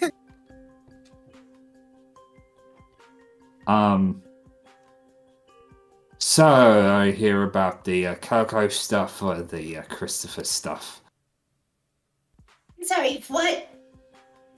Oh, we're saving that for a different time. Okay. You see a file just get warped into a pocket dimension. That's for later. I can't leave. Well, you can't leave any of quite you alone. informed. You really are quite informed, aren't you? Yeah, that's kind of my job. It's kind of what I do for a living. I also assumed that you'd want some information, considering our last acquaintance wasn't on the best of terms. Normally my services are very expensive, but I'll make an exception for you lot, at least for now. Yeah. It wouldn't have come to this if that individual had just minded their own business. Yeah. Well, I'm not really sore about the whole Terrence thing anymore. Like, I was kind of a little bit butthurt considering he's a big asset to my organization, but honestly, I knew he'd already changed sides to Neelam. Wait, you don't like Neelam? Not really. Oh. Actually... You should have told me. Grifter, you didn't tell me that. And he just starts walking over towards Francis a little bit more. I thought that was inferred. I don't know anymore. I can't tell who's on whose side. And Tonbo just genuinely looks. Everybody's so... I really have to sit down and make sure you all know how to make friends one of these days. Everybody's always on someone's side doing something with this or that. Like, no one's nice. No one's just nice for niceness sake anymore. Well, that's because usually, some people have a problem with saying hello on an island instead of walking up intimidating with goons. So, yeah, actually, the Christopher stuff that I have, I didn't actually know if you would go through with looking for it, but, I gotta say, my, time on Island D was very, enlightening, so to speak.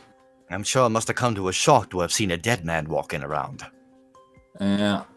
See, the funny thing about that, right?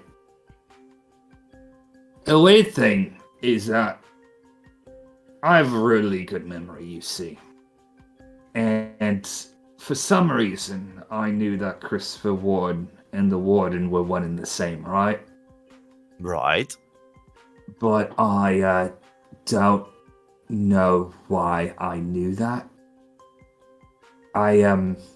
He's gonna scratch the back of his head. His hair is very hay-like and sweaty. Weird thing about that, right, is that for my entire life I've known them as two completely separate individuals. Christopher through means of trade, and then the Warden through means of legend. So why exactly did I know they were the same? So I went looking through my old files, and apparently at one point, I do remember this, I was actually trying to find out information about Warden. And here's a list of aliases I found for him. This was many years ago.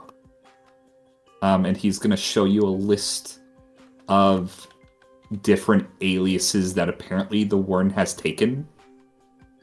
Warren Dent, Denny Warwick, Walton Day, Wilson Penn, Eric White, Danny Way, Christopher Ward as we know him, the Warden as we've also come to know him, Pusher, the Bayside Gentleman, Lead Dispenser, oh that one's nice, One Man Squadron, yes that's factual, Weeping Devil, oh I like that one, and Candyman, very on the nose. Yeah, so the thing about this, right, is that apparently when I was looking up this information, I had the forethought to write down Christopher Ward and Candyman, despite not being able to make a correlation myself. I've been looking through numerous files, nothing that would potentially connect the two, and then it hit me. Okay, you're gonna need to sit down for this one. Also, are Coco and Spencer in the room? Yeah. Yeah. Okay, I'm gonna drag your tokens there. Okay. So, as I said, I was hired by an anonymous individual to look up information about Warden, correct? Now, the Yes. problem with this is they didn't like my prices, so they backed out at the last second, but I did collect the information.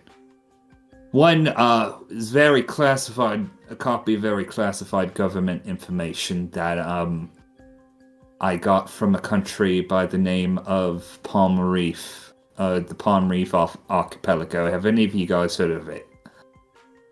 Can I make a history check? Yeah, anybody can make a history check if they want. We'll be doing so. Let's see. Passing knowledge? Maybe Tombo and his mom and dad went past there. 23.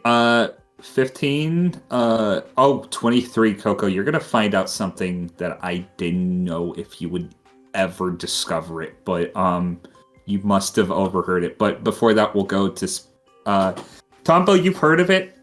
Grifter and Spencer, you would know that it is a archipelago, like a series of islands that are kind of between a bunch of different continents, that is kind of a major trade hub and has become, like, made its own fortune through trade, and also Grifter specifically through your resources, also smuggling. But that's all you would know. Coco. Palm Reef is where your mother was born. Oh, that's fantastic.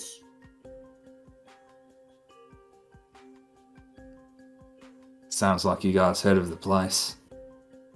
You can see we have history, or at least I do. Looking over at Coco. This related history. Yes. Oh, well. As I was saying, I got these classified documents. Most of it's censored, but and he's gonna just plop down a stack of papers onto the desk, and I'm gonna show you a document. This document has 3 pages, by the way, but I'm gonna show you the first page. Oh, heck yeah! You see a document titled Operation Defang. It has something clipped to the back of it, and as aforementioned, a lot of the text is sharpied out. A lot of redacted information here. Unfortunately, I don't have any way to get rid of that personally, but...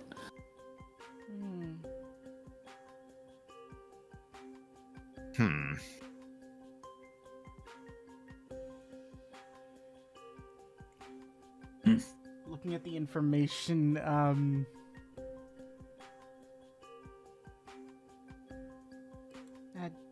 Spencer, Yeah.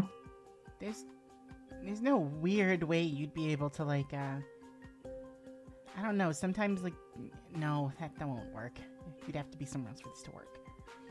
I was wondering if there's a way we could, like, see if there's any, like, impressions left on the paper from where this was, like, written, or some way to, like, maybe even, like, see through what's been redacted. He Spence just kind of steps up. Was this printed off, or was this done by typewriter? Oh, I assume it was done by typewriter. Considering the date. We might be able to split the 2 inks. It'd be quite a process, or at least another easy way could be turning the paper over and trying to differentiate the indentations in the page, because even with a typewriter, it still makes impressions because of the hard key clicking down. You think you'd be able to do anything with that? I might be able to, thanks to my work. I might be able to try either. I'll try the type impressions first. That'll be easier and less damaging to the paper. You mind? You mind, Mr. Mouse? Go ahead. I guess that's what Spence is going to be trying to do. He's just going to turning each page over, going over every word, and starting to literally write it all backwards. Seeing as it's flipped on the other side, so he's just Okay. going to try and get. It's going to take a while, so he can make sure he gets every even possible versions of letters in words out. So we may not get actual proper words from him, but. As you do it, you would see, as Spencer's doing this, you would see, the photo that was clipped to the paper, just kind of fall. Who's this? The Polaroid. I wouldn't pay too much mind to that. It was found in the same cabinet, but I don't know if it's directly related. But, you would see an image of this man. I see. That is the most beneficial man in the world. That's what the title says. Yeah. That's the title.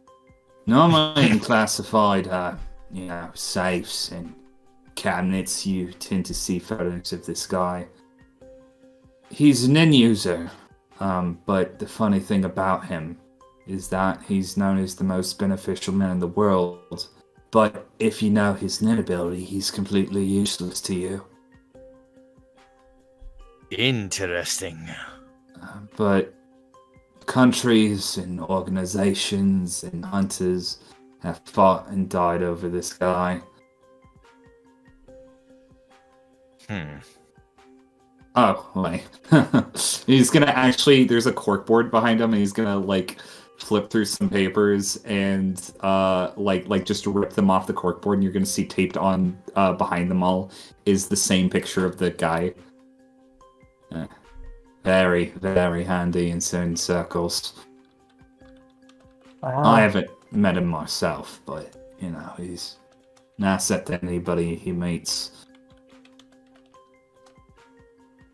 I suppose no matter how much digging you've done, you haven't been able to figure out what he does. No, and also, well, I wouldn't want to even if I found him, because, it'd be counterproductive to apparently how he could benefit me, but... Of course, there's so much to gain. Yes, but, he's actually been missing for quite a while, if I'm gonna be honest with you. Where was he last seen? Some low-life thugs up in, he's gonna snap his fingers trying to remember the place. Diamondback, I think, had possession of him. It was a really long time ago, couldn't tell you how long, though. Diamondback, you say? Yeah. Well, Spencer, it takes you a bit, but eventually you do are able to uncensor the documents. I'm still gonna show you guys what they look without the censored stuff on it, but we can say for flavors, Spencer just wrote everything out on a separate piece of paper. So you would see... Yeah. No, I was burping, sorry. Oh, you're fine. You would see this. If anybody wants to read out, they can. I'll read it. Okay. Operation Defang. This document is highly classified. Any unauthorized citizens of Palm Reef reading this point will be considered a traitor and detained for questioning. 3 years ago, a team of researchers began studying the palm coral reefs on behalf of an unknown benefactor.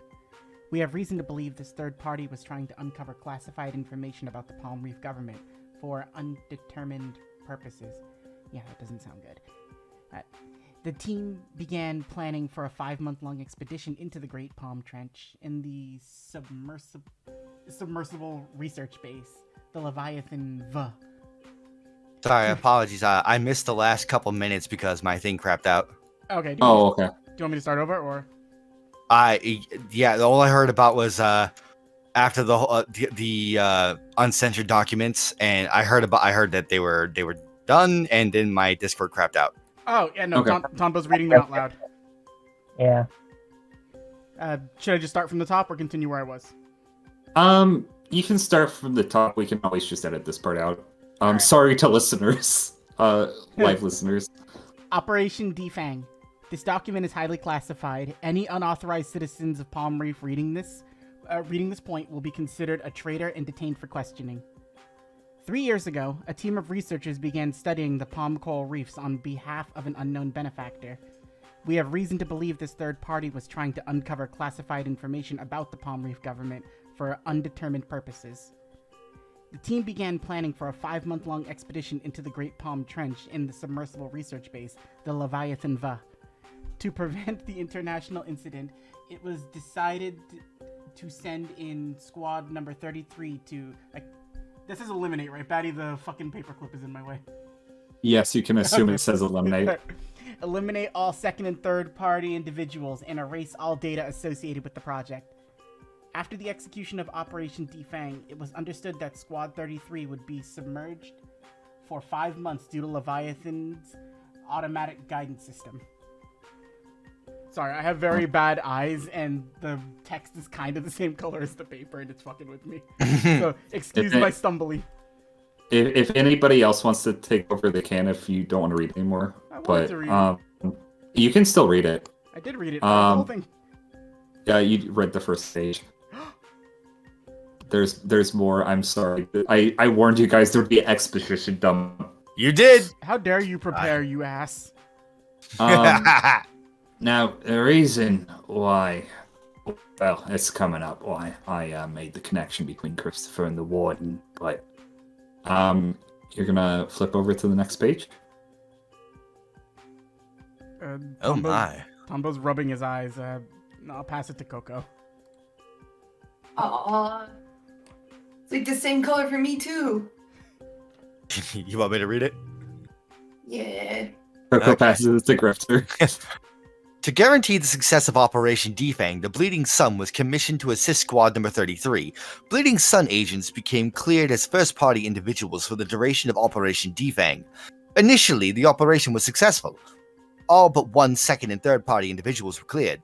In addition to all harmful information to the Palm Reef government, the individual who wasn't cleared was identified to be Architect. The infamous Nin user, Architect, was deemed a potential asset and was promoted to be a first-party individual. Complications arose during the 5-month submersion in the Great Palm Trench. The corpse of Squad 33, Agent 22, was found in one of the provisional supply hubs. Cause of death, blunt force trauma. Eventually, more Squad number 33 and Bleeding Sun agents started turning up dead. Causes of death include internal bleeding and gunshot wounds. Both factions then began fighting one another, believing the other to be responsible for the killings.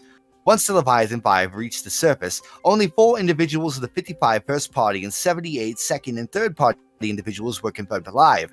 This included Squad number 33, Agent 32 Architect, and Bleeding Sun agents C. Ward and J. Beck. C. Ward? J. Johan, maybe. I think it's pretty clear who C. Ward is. Quite. You can hear upon hearing that, Bonko has a very weird look on his face, but he's not going to say anything and let you guys read the last page. Spend, my sir? Oh, hold on, it's loading. C Ward was not assigned to Operation Defang. Oh, hold on. It looks like there's something else on here. It's very faint. Hold on, give me a sec. He fucking puts on a pair of glasses. You would see written backwards in very faint ink, you think? Maybe pencil. Taiyo wa yoru mo Kaga Yaku. May I try and translate that, being someone who has to translate in the first place? It says, the sun also shines at night. That mean anything to anyone? Must be referring to the bleeding suns. About that. I think I've done enough for you right now. There's another file available for you, but I think you should get out of my apartment right now. Yes, it's probably beneficial to both of us if we were to leave right now. But before I do, He's gonna hand you the folder. much appreciated. I have one last question. This is not related to this. What? Is CA-1213 still in operation? He's gonna scratch the back of his head. Guys like this, we get out of here as soon as possible. I'm going to take that as a yes. They're And not. I'm leaving. They're not. But there is somebody wanting to use their resources for their own nefarious purposes by the name of Glass. Glass. That's what it sounds familiar. What was that? Real me said that's a name that sounds Damn familiar.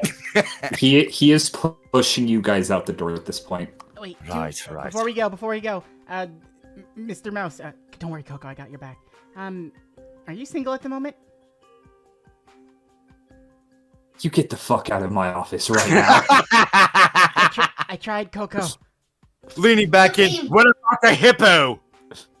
It's okay, my mom has standards. What do you mean? Is she too good for a hippo? Yeah, absolutely. As I carried Coco, I was like, what do you mean standards? Like, he's got a business, he takes care of animals, and he helped us. Seems like an upstanding fellow to me. He also lives in the sewer.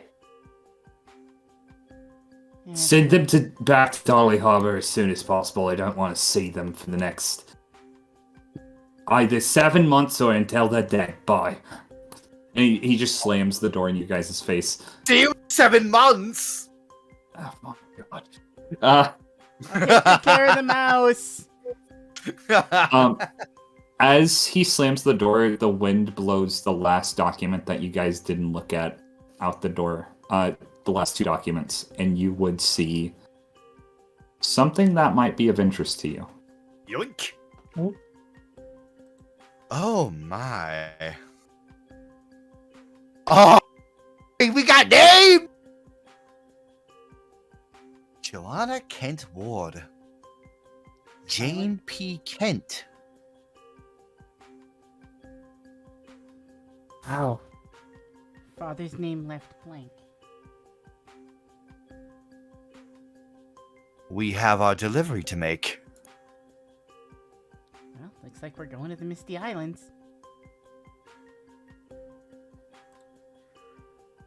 Tanvo immediately just looks towards the person who brought us here. Number 3, she looks at you. She got hit. She somehow found another ice pop. Do you want like a to-go bag of those when we get back to Dolly Harbor? Oh, please, thank you. And you guys are gonna be teleported back to Dolly Harbor. As she thoroughly describes your disgusting mold-infested silo-impelled mansion. Yeah, she has a way about her when describing locations. And you guys spawn back, and I'm gonna say Anne and everybody else are doing their own thing, but you're gonna actually see Rig just walking around, and he sees you guys before number 3, teleports back. Oh, I think I found something else. Hello, Rig. What'd you find? I found the location of some of the original locations for the Candy Kiss. You don't say. Yeah. Oh, but you guys are probably busy. Well, hold on. I'm very interested in knowing. He is going to hand you a printout of a map, and you're going to see the Palmary Archipelago again. Well, funny coincidence, isn't it? How far is that from where we are? It shouldn't be too far. Just couple hour flight. It's not too bad. Little blink like appears above Tombo's head, like an exclamation point of remembrance.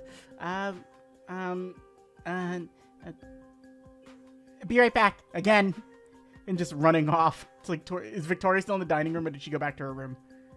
She is eating chicken noodle soup in the dining room. All right, immediately rush in there. All right, first and foremost, puts a hand on her forehead. All right, you feel okay? Victoria, I'd like your opinion on something. Yeah. By a very technical margin, we are now back in the manor. Do you think that's what the thing was, What was the phrasing? Don't say anything until we're back in the manor. Are you back in the manor? I believe we are. Are we You home? didn't leave, or you left and you're back. What do you think? Fuck it. Coco taught me that word. I need to talk to Coco about what she's teaching you. And immediately, Tonbo's teetering on something because he's not sure what to do right now.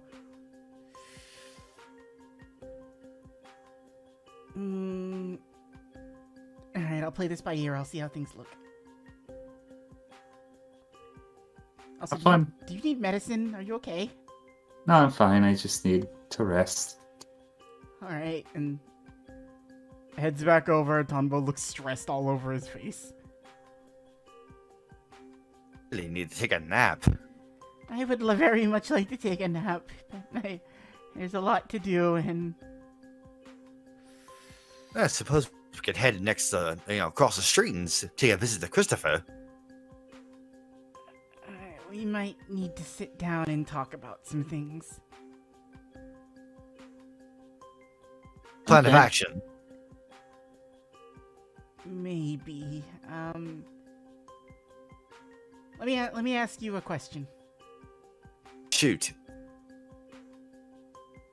How, in the event I maybe guessed something wrong or I did something out of order when I wasn't supposed to do it, do you trust us all to basically do what we need to do? Don't we always? Alright, okay, I think you, Coco, and Spencer might need to come sit down with me for a minute. Hi. Okay. I'm going with Victoria's fuck it, Batty. Okay. Okay.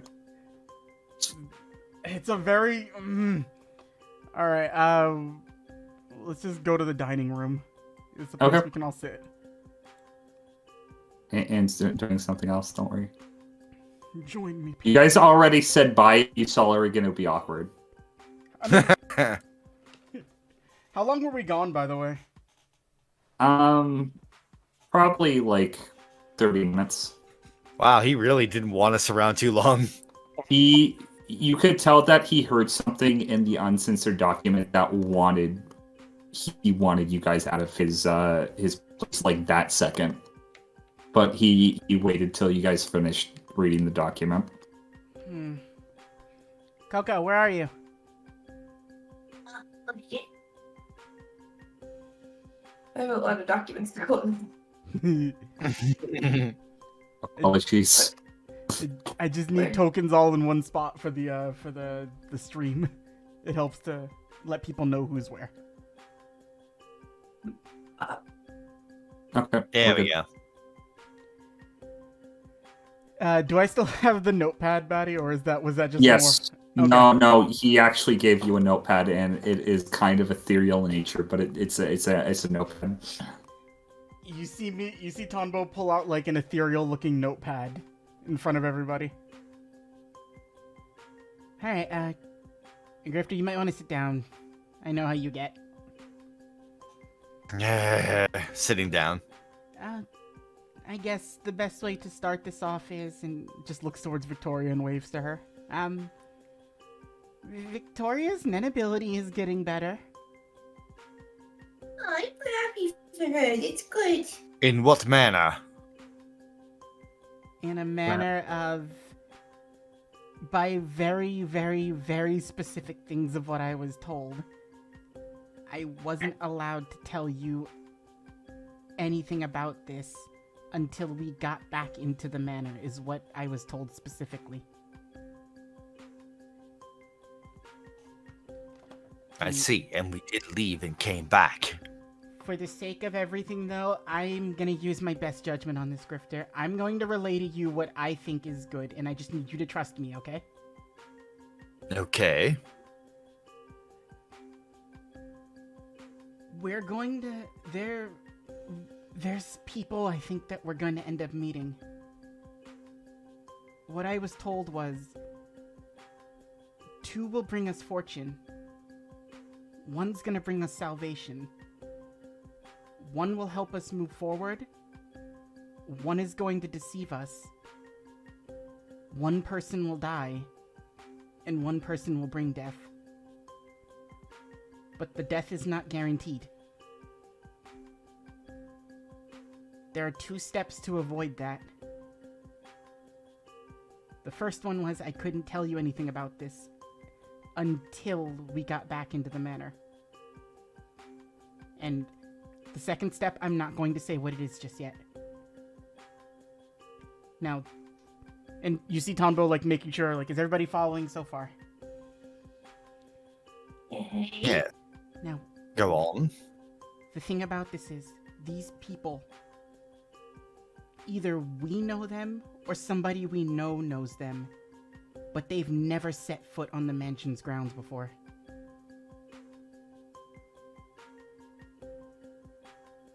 Huh.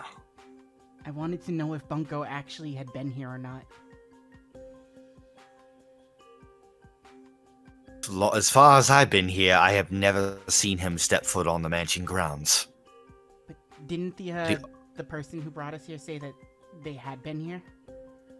Apparently with a boyfriend and gross uncle. I don't know which gross uncle it is, whether... Hold on. Maybe Shrimsy can describe them for us. Just like... Or number 3 could. Oh yeah, that's right. Number 3? Or, Oh yeah, you promised me as pops that came back. Yes, you can have all the guest pops you'd like, however. Tombo. Has Bunko been in the house before?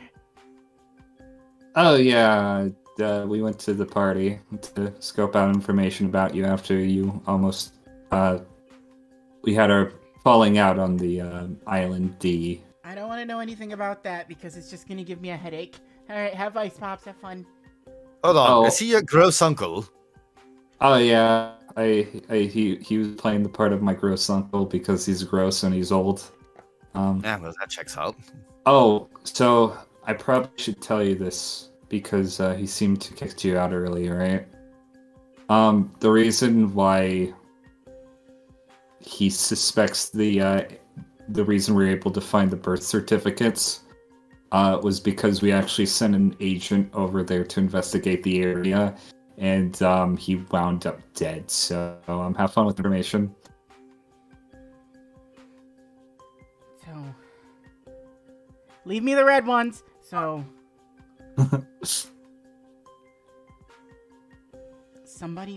there are a lot of people that are going to be involved with this, and I don't know if they literally meant I wasn't supposed to say something until we got through with all of this, or until we got back, but we did literally get back to the mansion. So I'm trusting that I didn't mess that up. But As far as specifics go, we need... And you see him just, like, scratching the back of his head. I think this might be a little more complicated than just delivering a tape. It always is.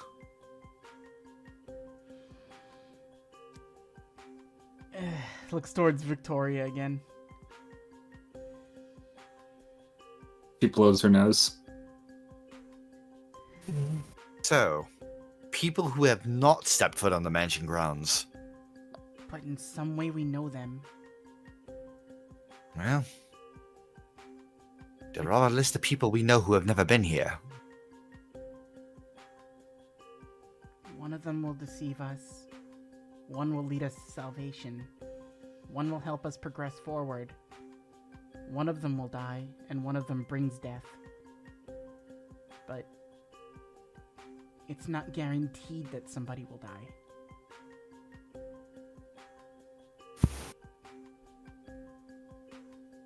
Taro's never been here, but Darrow has. He lost a leg. And then you see Tombo actually, like, think for a second, and then... We always call the Candied Kiss. But has Christopher ever come in the mansion before? He has, actually. Has he? Yep. He did go drinking with Dustin one time. I don't know if Tombo would remember. Probably not. He also made burgers. I don't know. I didn't remember if he, like, if he made those, like, outside, like, grilling. I didn't know if he was inside doing that. Oh, no. So, He left him in the dining room. So specifically, also what you noticed from the little prophecy was on the mansion grounds specifically. So anything within the little box that is your property counts as the mansion grounds. That's why I counted Darrow, because he lost a leg with the bear traps. Yep.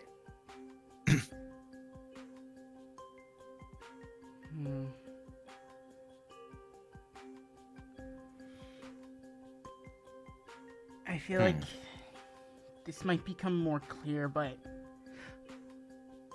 I think being mindful on our way out to where we're going, maybe we shouldn't be as eager to greet familiar faces until we're sure. Unless we know that they've been here and with us personally.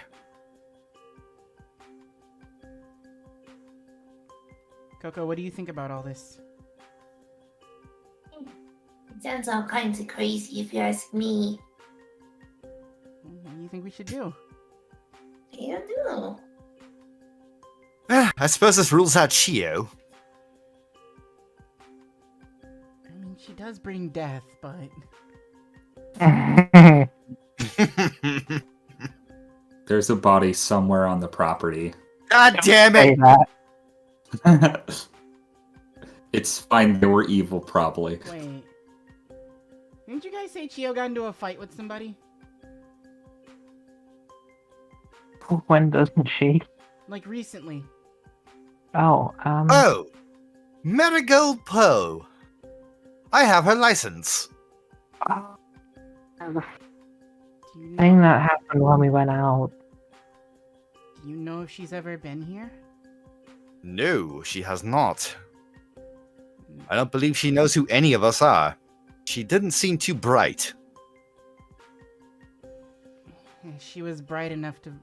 That's the thing, she may not be bright. And you see Tombo pinching the bridge of his nose and he looks angry. Or not angry, but stressed. But Chio's not subtle, is the problem. Neither was this one. She was shouting and firing guns. In the middle of a shop, in the middle of a mall. I mean, if she has some sort of grudge against Chio and she knows where Chio's at, or at least has an idea of who Chio might be around, maybe she's somebody to keep an eye out for. I mean, we should still do that anyway, yeah. Believe me, I want to stay clear of that woman if possible. She's a nuisance. Chio's not that bad. Oh no, I meant Marigold. Who shoots up a mall? Dustin sneezes. Don't think I didn't see what he did either. He was next to me. Just I don't know what you're on about. We would happily in a card game store. Nothing else happened that day. I'm still miffed about that. Licorice spider's weaker than a tanuki. That's because the creator likes tango more than licorice, because licorice is disgusting. snaps Bias bastard. snaps in Yeah. front of everybody. My Anywho, fucking card game, I can do what I want. so, this Marigold person has never been here. And that's someone who, from the looks of things, brings destruction at least. She had a very minuscule bounty.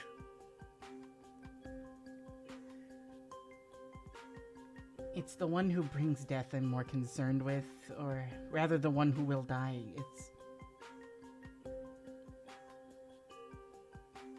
It's always... I should have took the short answer.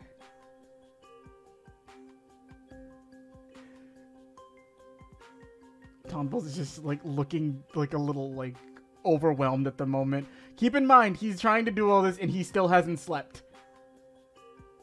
Like, I should honestly probably give Tombo like a point or two of exhaustion to be like for real, Batty.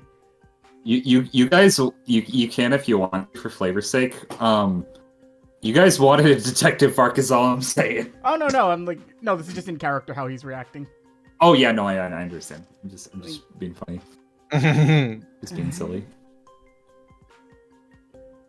Grifter, my head hurts really bad. Well, if we're going to take a plane trip, you want me to come up with a short list of people we know who haven't been here? You do that. I'm gonna process the information. I promise you, I'm just sitting back and processing the information. I think better with my eyes closed. As Tombo's head is slowly slumping over. I'll go grab him a blanket. And I'll go... I don't know. Inform Christopher we've found the location of his wife and daughter? Oh, actually, that reminds me. Who is Christopher? Oh, he's the very nice gentleman across the street who runs the candy store. Oh, I still haven't been in there. Would you like to come? Sure. There's candy.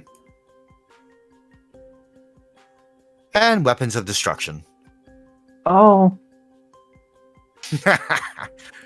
You don't think we know ordinary people, do you? fair enough.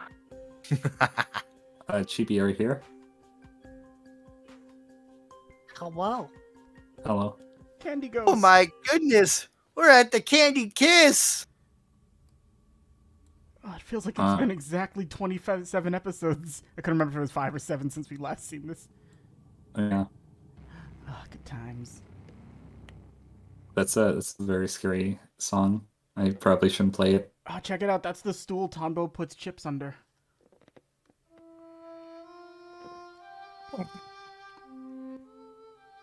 You walk up to the candy store that you've seen quite a few times. Spencer, you walk in, you see a bunch of candy dispensers. There's firearms. In some of them, it's fine. Don't worry about it. And Christopher would be behind the counter. I'm gonna put my token down there. Hmm. I don't know where it is anymore. It's probably under a lot of bullshit. There we go. Howdy there. You find Christopher, he's like flipping through like a manual of some kind, like a small little notebook. How fast things, Christopher? I found something in my collection. Turns out it's rare, but not rare at the same time. Kind of works out. He kind of like holds it up. It's a computer manual. Oh my god. Huh. I've never seen one of these. Neither have I. Really? Neither of you? No, I'm not really technologically savvy. Do you see a computer anywhere around here? Wow. This is why I asked my brother to help us. Anyways, what can I do you for? Well, we came across some birth certificates that you might be interested in. Grifter just kind of stares at Grifter for a hot second, and then he just kind of pushes the manual off of the counter. Do tell. Tell me more. We may have found the birth certificates of your wife and daughter. A Joanna Kent Ward and Jane P. Kent. Christopher, Yes. you don't remember a lot about your life, after or before your death, but you remember those names. Or at least Jane's maiden name before she did take the name Ward.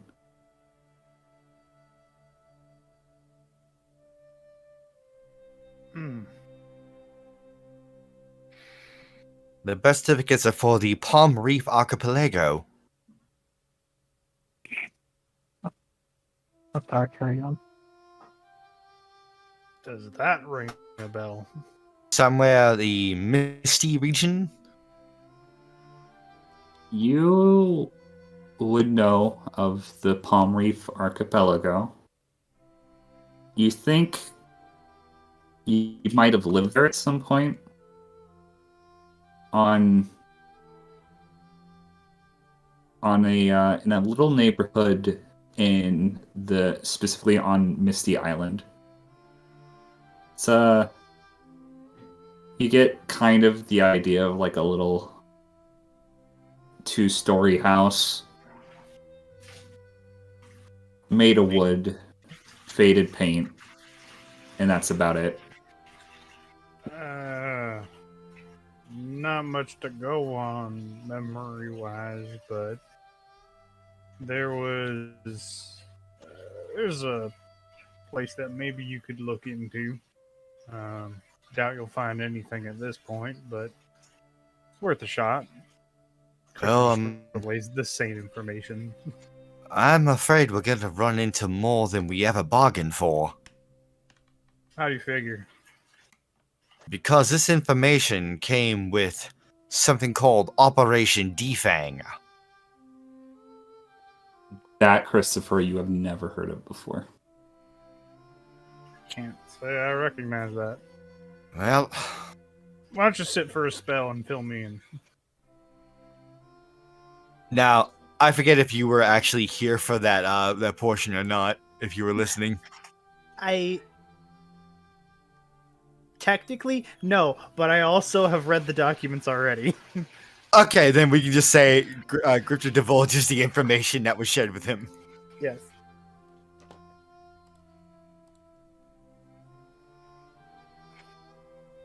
Christopher, you don't know of anything really familiar with those documents. It sounds like maybe, but you don't really know for sure. You do find the name J. Beck familiar, though. Beck. Beck sounds familiar, but... We have a suspicion that this J. Beck may be known as Johann Beck. That definitely sounds familiar. I recognize that name now. At least now that you mention it.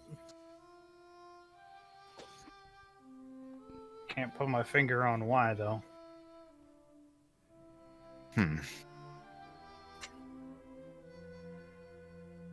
This seems like one heck of an affair. I apologize for not having too much information, but I wouldn't be asking you to look into this if I knew everything. No, I understand. I don't know. Why don't you take in the dog? Oh, wait, Cinnamon? Cinnamon, what are you doing here? Cinnamon followed you guys. It's fine. Go back to Rig. Cinnamon runs back puppy to dog Rig. eyes.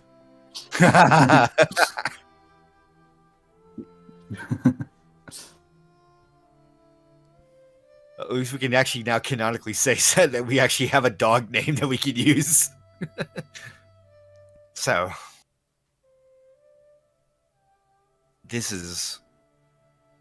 It's also strange knowing knowing the information from calling the number on the card.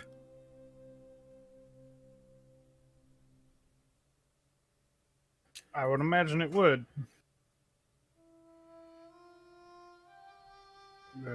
For the record, I actually have no idea what happens when you call it. My guess is whatever happened in that message that we get from the card might have happened after the events of whatever it says at the end of here, Defang, where agents who were confirmed alive, I'm guessing that all fell through afterwards. So something to do with this Defang or whatever, and something to do with Johan. Has to do with my death. Well, not necessarily has to do with it, but it happened during. Either during or shortly after.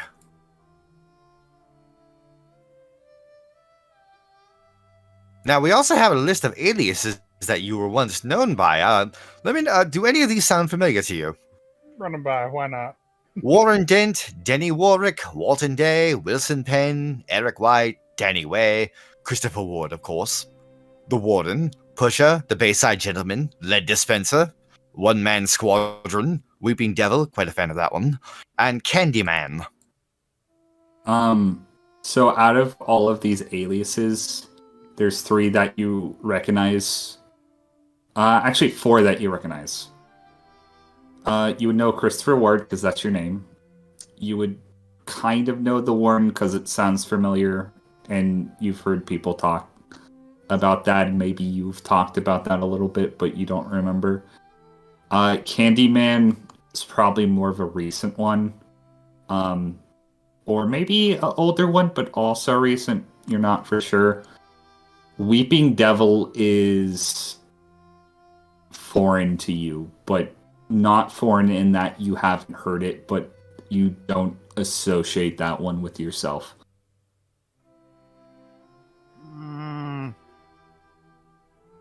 Weeping Devil is one that strikes me a little odd.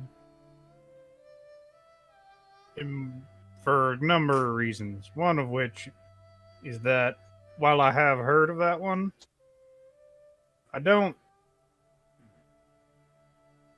think that one's me. Actually, you know what? That's a fair point. You there? Forgot. My apologies. Mind if I get your name? Oh, hi. My name's Spencer. Pleasure to meet you. He holds out his hand for a handshake. Oh, right. And he very nervously shakes.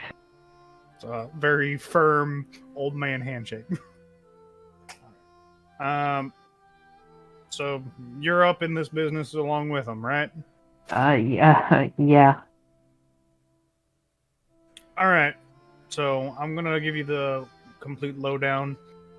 There might be something that y'all might need to know, just in case. Especially because things like aliases and names are very important, especially around the business that I used to be a part of. Who else is in part of this investigation? Tombo and Coco. All right. I would prefer it if they were here, but if you're interested, I can teach you something that might help. Very interested. So, among contract killers, by the way, hi, I was a contract killer. Not anymore.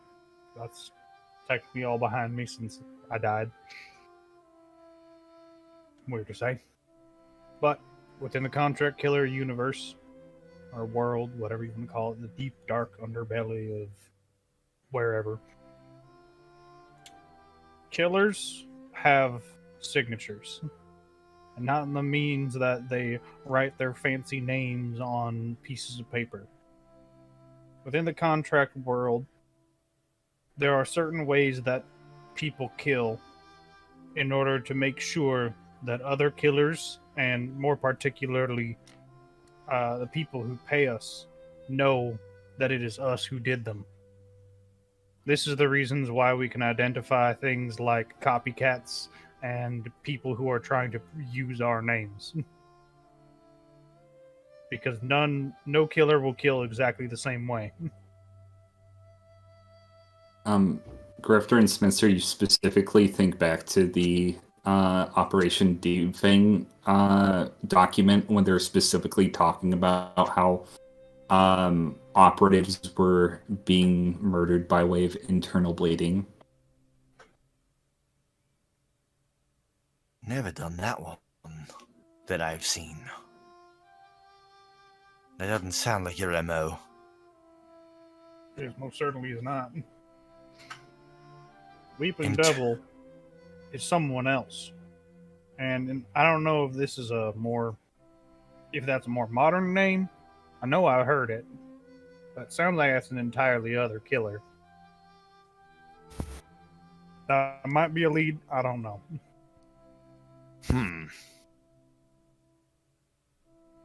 Weeping Devil, there's a possible connection between that and internal bleedings.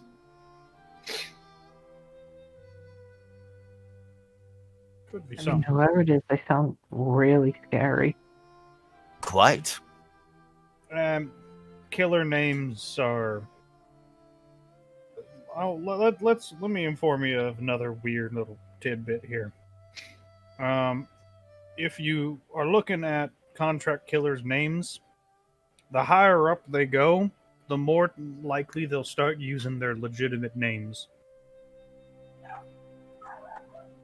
If you start hearing pseudo names like Weeping Devil, Lead Dispenser, Candyman, all that stuff, that's a low grade killing.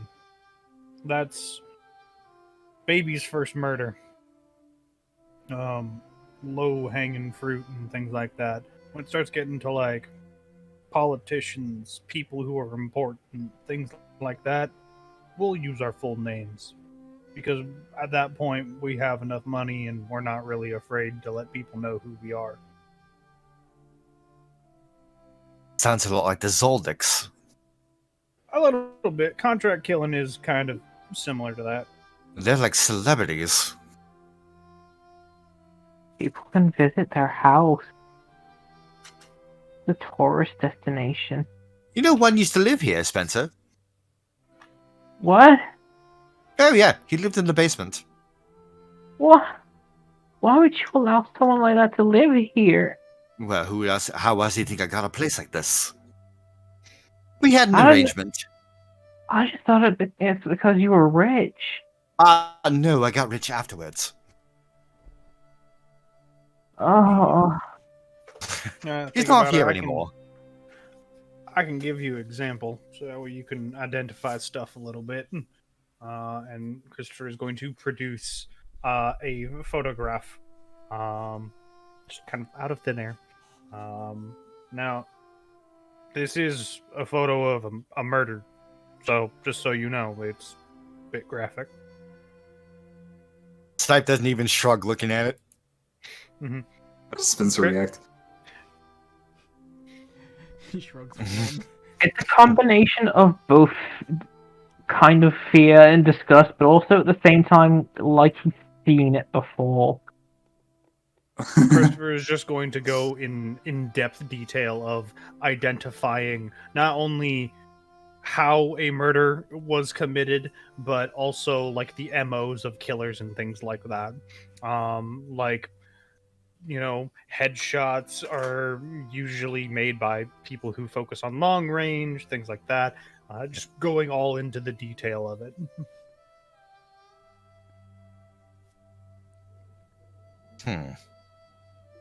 That does make a lot of sense. It would be a lot harder to get a pinpoint headshot at close range. Probably more closer to a couple shots in the sternum or stomach. a higher tier killer knows how to make it look like someone is a low tier killer. It throws police off and it makes sure that they're never caught.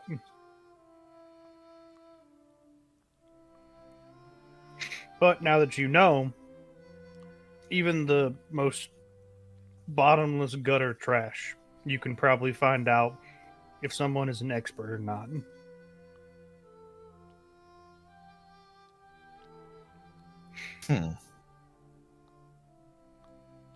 I'd suggest running this over by Tombo and apparently Coco as well. She probably will get a kick out of it. Oh, that Coco. Yes, she... You know, speaking of which, she wasn't quite amused at some of this information, actually. More specifically, the location of everything. Palm Reef.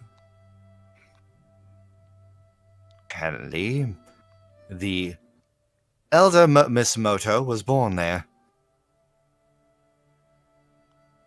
You got her name? Maybe I've heard of it. Charlotte Moto.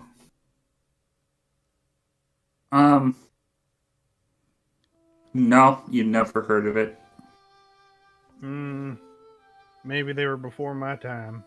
Or after. Well, judging from this date of birth, probably after.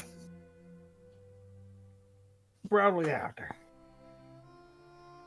According to this, you would probably be closer to about mid-70s or 80? That unfortunately sounds about right. I mean, I don't really look like I'm in my spry old 30s now, do I?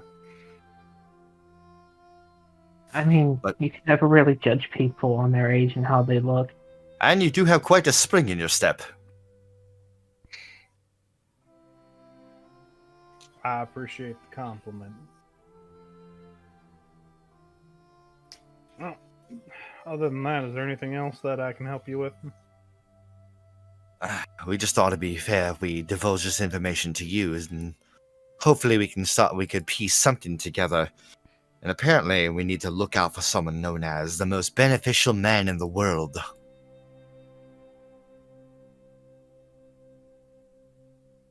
You don't know who that is.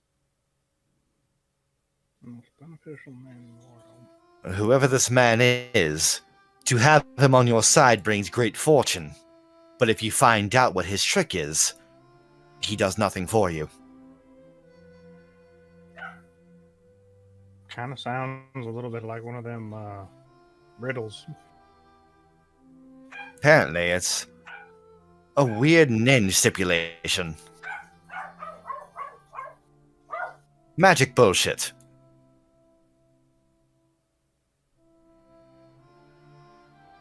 But with someone of this caliber, probably purposely wrapped up his ability in a riddle. Sounds about right. And then it's weird and all that. Personally, I go for practicality. Spencer here has also gone that route. Oh, really? You one of them magic users as well? Oh, yeah. I didn't really know what it was for the longest time. I just kind of came across my own ability by myself. Don't worry. I have no idea how I'm even alive right now.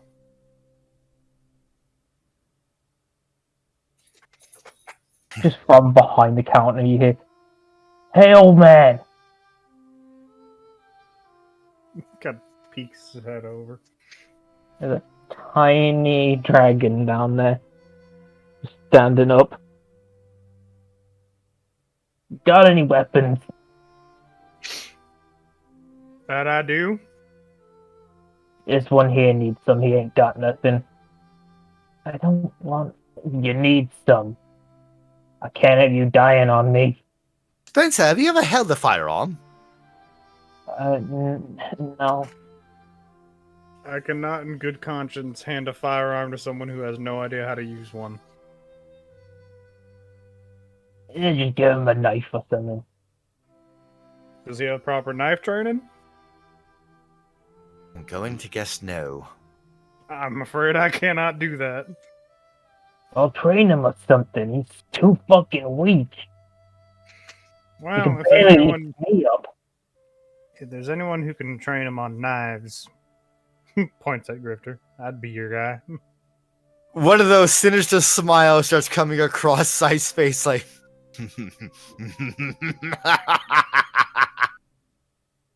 I'm fighting. Besides, proper firearm training depends on which firearm you're using, and it can take months. Personally, I like pistols.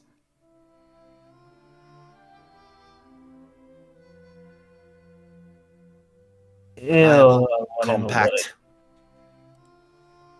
Although, I've gotten myself a new concealed weapon these days.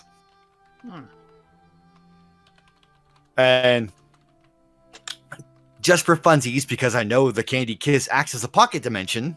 Yeah. Like Sipe is gonna like extend out his arm to the side with a little flick. The Phantom Sword is gonna appear in his hands. Ooh. As chilled as the grave itself. I feel I've seen something like that before.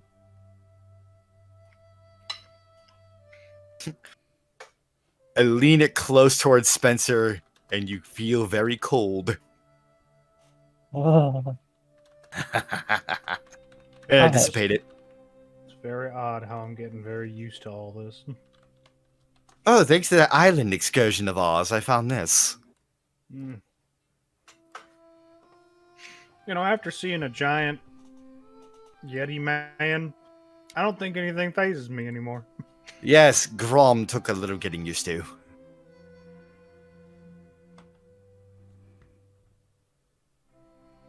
Stabber the centimeter red on a shank a guy.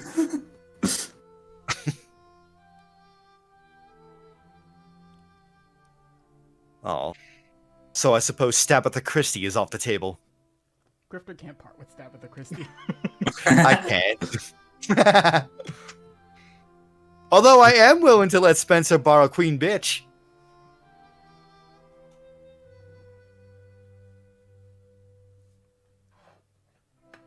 Knife talk with Scythe Bear. That's a very that one's a named knife on my inventory. Well, if you got nothing else, I want to treat y'all to, how's a nice little float treat you? That would be wonderful. Oh, that sounds lovely. Yeah. Just very quickly, like, set something up. So that way you, for the road. As you're making the floats, Christopher, you think to the names Jane, Joanna, and Johan, and you kind of get a little bit of a warm feeling inside.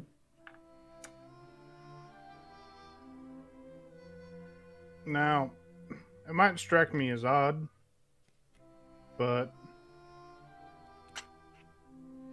I got a feeling that Johan ain't a bad guy. Well,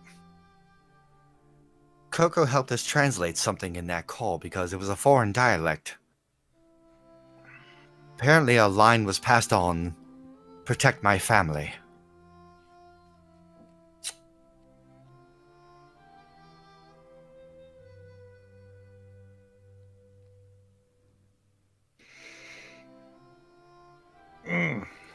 I got a weird feeling about that one. Might strike me a little bit as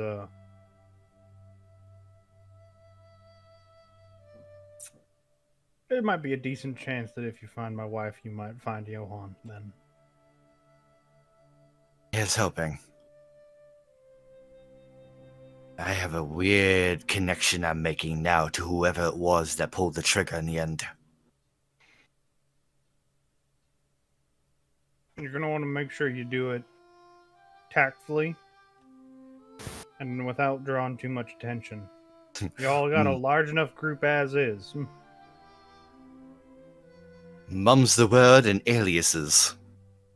You want to make sure that no one has any idea who you are and what the reason is that you're looking into this. Because all this defang, declaw rigmarole, it sounds big, and that means that there are plenty of people who probably don't want you to know about it. Yeah, it wouldn't be the first organization I've interfered with. Who knows, this might be a little bit different. Oh, this one's definitely well, this one seems more well managed. All the better reason to make sure that you, if you're going to go talk to someone, make sure it's in at most 2 people. The less people that are seen, the better. So that. So, Spencer, do you have an alias in mind? Oh, I don't know. Spencer. You hear a I have voice one cross point. your mind. Have you thought about going under the name Dustin Mesozoic? Apparently it's all the rage.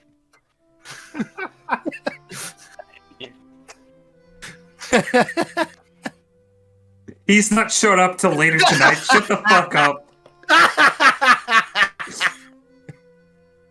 Who knows, you might improve his reputation.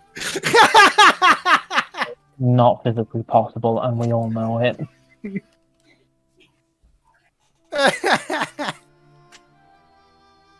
Well, can your ability create fake IDs, Spencer? It's not a skill I'm proud of, but I've done it before. Really? You might need more than IDs. Yes, we're gonna need all sorts of papers. Paper trails Okay. on top of paper trails. We're gonna need a lot of fake outs.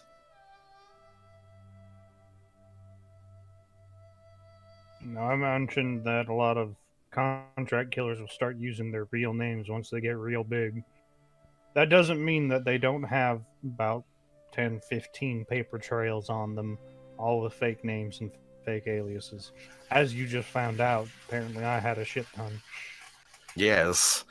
And I can't be using the one I'm known for. Grifter is quite compromised. So is Saf Bear, unfortunately. Very, very compromised.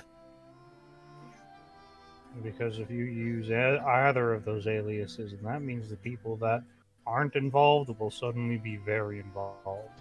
I try not to use the name Bea anywhere anyway, because that name is a bit weighty. Now, I'm going to ask you this. Where'd you get these aliases from? Well, one is my actual name. Oh, I'm talking about my aliases. Oh. Do you remember Francis Marlowe? We met him on the island. The man with the rats who was hiding in a bush. I'm familiar with meeting him, but outside of who he is, I ain't got a clue. Well, he apparently knows who you are. At least he made a connection of who you are. And that connection seemed to have disturbed him when sifting through this information. He strikes me as the kind of guy who will get whatever he needs in order to survive, and that is exactly where he will keep it. He's living in a sewer. That sounds about right. Surrounded No. by poo, and it was so warm down there. Oh, that's miserable. It's probably not a good lead, but I'd recommend sifting out through those aliases and seeing where some of those trails will lead, because some of them might lead back towards...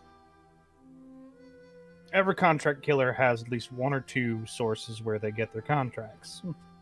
If you can start finding some of those sources, then you might be able to start piecing some more things together.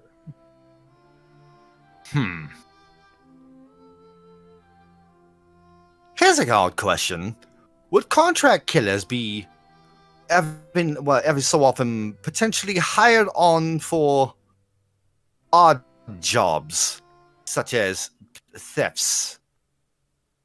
Depends on the pay. The higher the contract killer, typically they'll take on higher paid jobs. things like petty theft and things like that, you'll usually see lower tier contractors dish out. Bank And- heists. That is one of those situations where it might look like a bank heist. It might not actually be one. Interesting. Usually, if it's a contract killer who's being hired to steal something, they steal something very specific. Or it's Either not s- about the steal. It's about who gets killed along the way. Or if it's someone who's not very intelligent at all, who's looking for someone that can just help them achieve that goal of being a notorious bank robber, that might be an interesting thing to use. I'm feeling a little bit out of the loop here, but you're kind of on the right track. Oh my, and he's got a very big grin on his face. We may have found a pawn, Spencer. Oh, Oh, an acquaintance of Chio's. Don't you hurt Dustin? My friend. he's my friend. And Syke just pulls out the driver's license.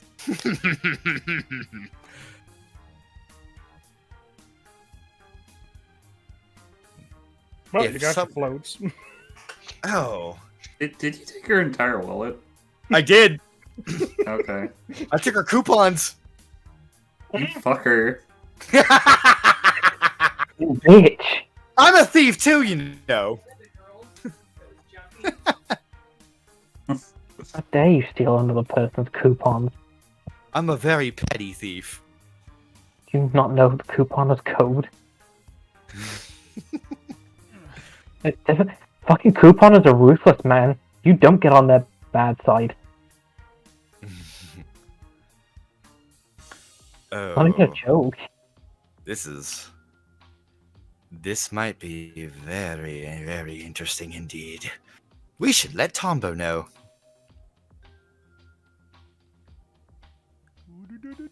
Okay. Do you guys go back to the mansion? I believe Yes. I just did scene transition music, Patty. It's a very. Okay. So yeah, you guys leave Christopher to feel emotions he hasn't felt in years. I also picked up a bunch of candy for Rig. You did. That kid eats too much candy. He doesn't know that Anne's been giving him junk food as well. Yeah, I know. She's been It's one of those things where, like, yeah, the kid would be like, "Oh yeah, no, I haven't had anything." Munch, munch, munch. You mean my dog? She's Oh, been no, filling but- his broccoli with trans fat and cornstarch. You guys arrive back. Coco, you found your light pole. So reliable. Tanbo's still asleep.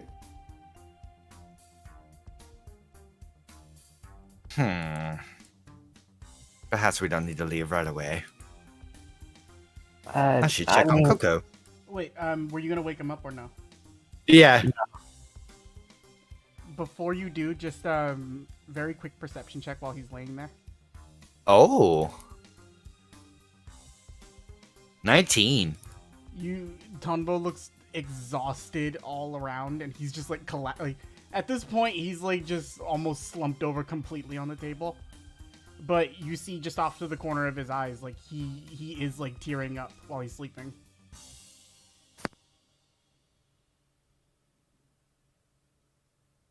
Probably best not to disturb him at the moment. He could use the rest. yeah. On the other hand, Coco.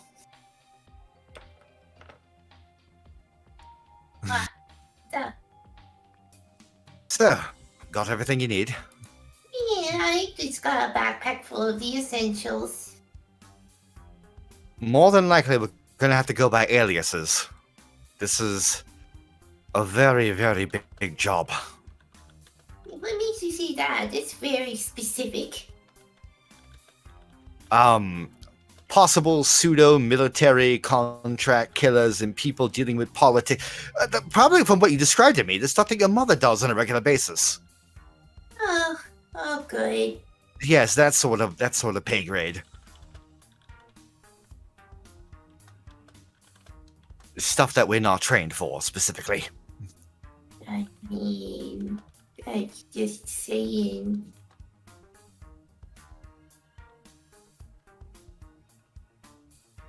After all, we're just a rowdy group of hunters who don't know how to leave things as they are, you know? Especially when there's nice old men who've had a very hard time. Yeah, it's true.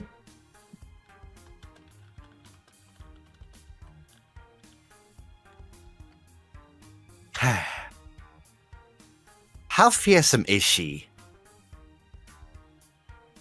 My mom? Yes. The better question is, what wouldn't she do if she's looking to get something she wants? What was she like when you met her recently? Oh, just the usual, guns pointed, like, welcome home, daughter. How was school? I know you weren't there. So on and so forth. Oh, goody. Yeah, the guns can't really do much to me anymore, just saying. Still, that's the idea. Yeah, I think she knows that. I'm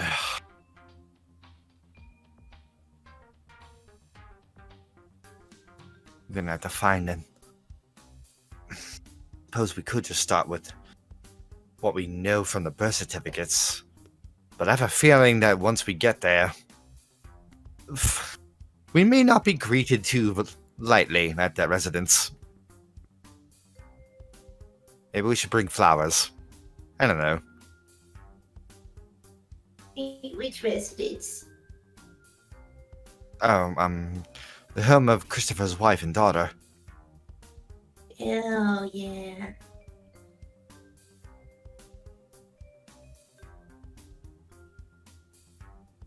And we may have to worry about any acquaintances of ours, too.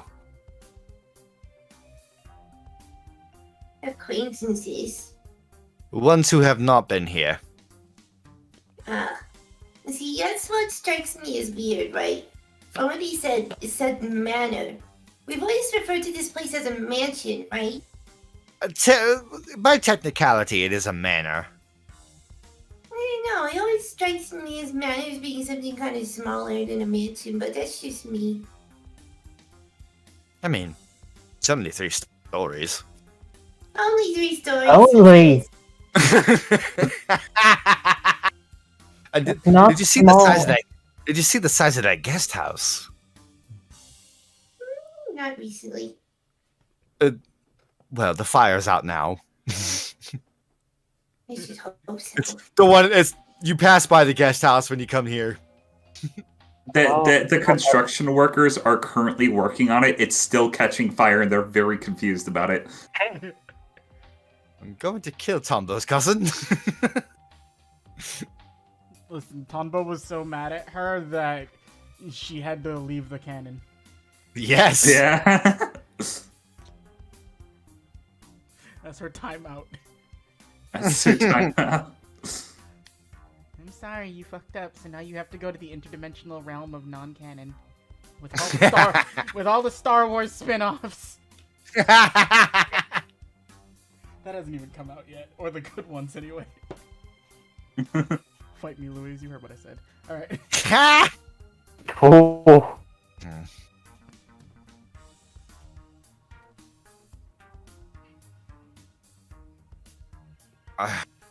Gonna walk up to Tombo and just lightly put a hand on his shoulder. He has a pillow now.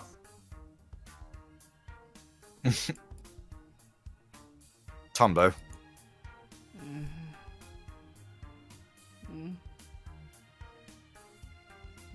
You see his like eyes opening slightly, like he looks beat, but he's like looking up and You know, you can tell when somebody's vision hasn't focused yet.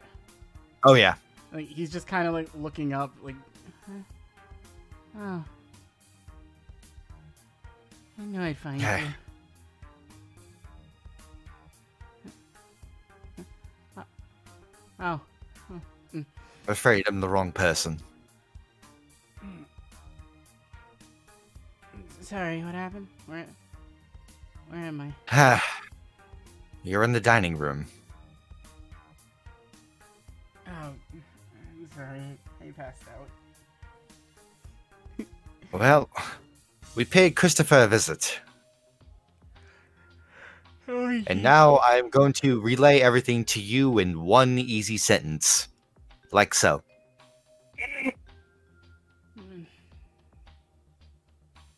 You see him just kind of like get up and he just like slaps his face.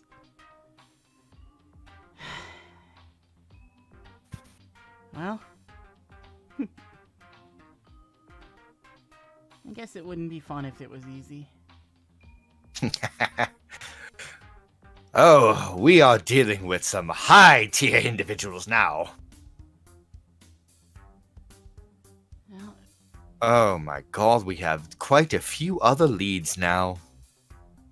Well, a couple anyway. One, I'm very, very hesitant to... You know what? No, never mind him. I'm never going to ask him about any of this.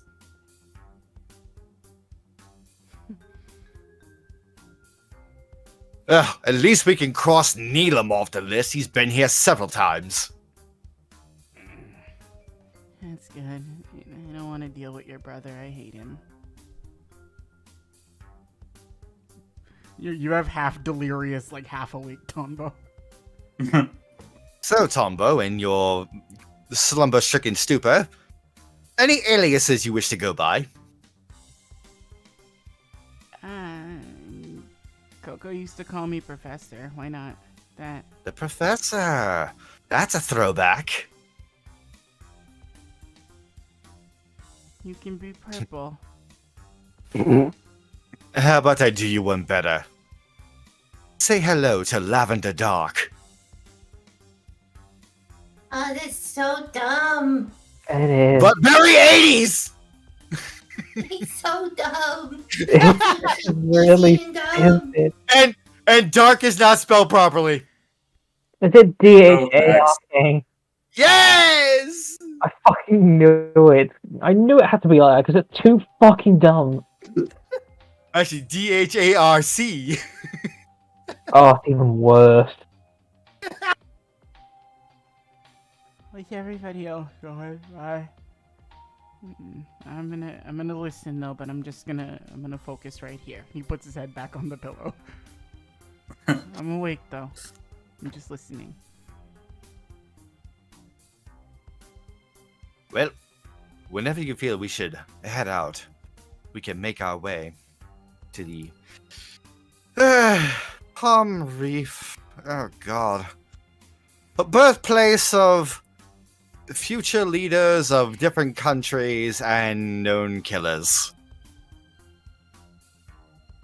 By that logic, you would think we were staying home. He's just getting up. Shit, you're right. Sooner or later, I guess. Time's a factor. We can't keep them waiting for too long, or they'll leave again. And he just starts walking out of the room, like half, like not paying attention. Think you're projecting a bit. But he says that after you leave the room. Yeah, so he's not in the room when you. Yeah, he's not around when you to hear you say that. That's why you're in such a hurry.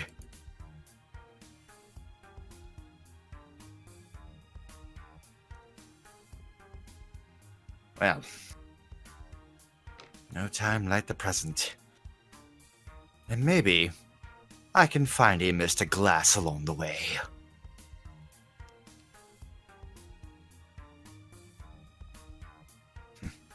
Are you guys gonna head? Where are you guys doing now? To the airport! To the fucking airport. Okay. To the Wright brothers' god-defying flying machine! God damn it. So, dirigible. I can't say that. I wanted to though. how longer do you guys want to keep going? I mean, we've been going for 3.5 hours. If there was a stopping point, this is probably it. Yeah, this might be a good stopping point. There might be a little bit that I want to set up before that. Okay. Step away. So, I'm gonna take you guys to a certain map. You will, if you guys wish to stop, you guys can make, you guys can worry about the plane right next episode, but I'm gonna take you to the map anyways. Mm-hmm. That's not what I want. This is what I Whoa, want. that was scary. That was scary. So, you would actually know this because, wait, is this good? Just okay. So, this is the map of the Palm Reap archipelago. Thanks to the what you got from Rigard, you would know that the original Candy Kiss locations were on Misty Island. I'll read just that circle later. Mm-hmm. The island of Palmport, Dragon Line, and Shanebreak. After that, they expanded outward, but those are specifically the locations that you know about. As you guys get on the plane, we are going to change scenes for a moment. We change scenes breaking from the party. There's a city covered in glowing neon. Lights reflected off of pools of water in the streets. You see a figure adorned in a leather mask walk away from a corpse that they have just made. Their body is contorted and bent in certain ways that would not be possible without the aid of some supernatural ability. The streets of the city are paved with police sirens and drunkards cheering about some sports team that may have just won a big game, or maybe just the sounds of cats meowing quietly. But this city does have a darker underbelly. And finally, we shift over, camera in view, a very luxurious room on some sort of island, maybe. A giant window looks out over the ocean, and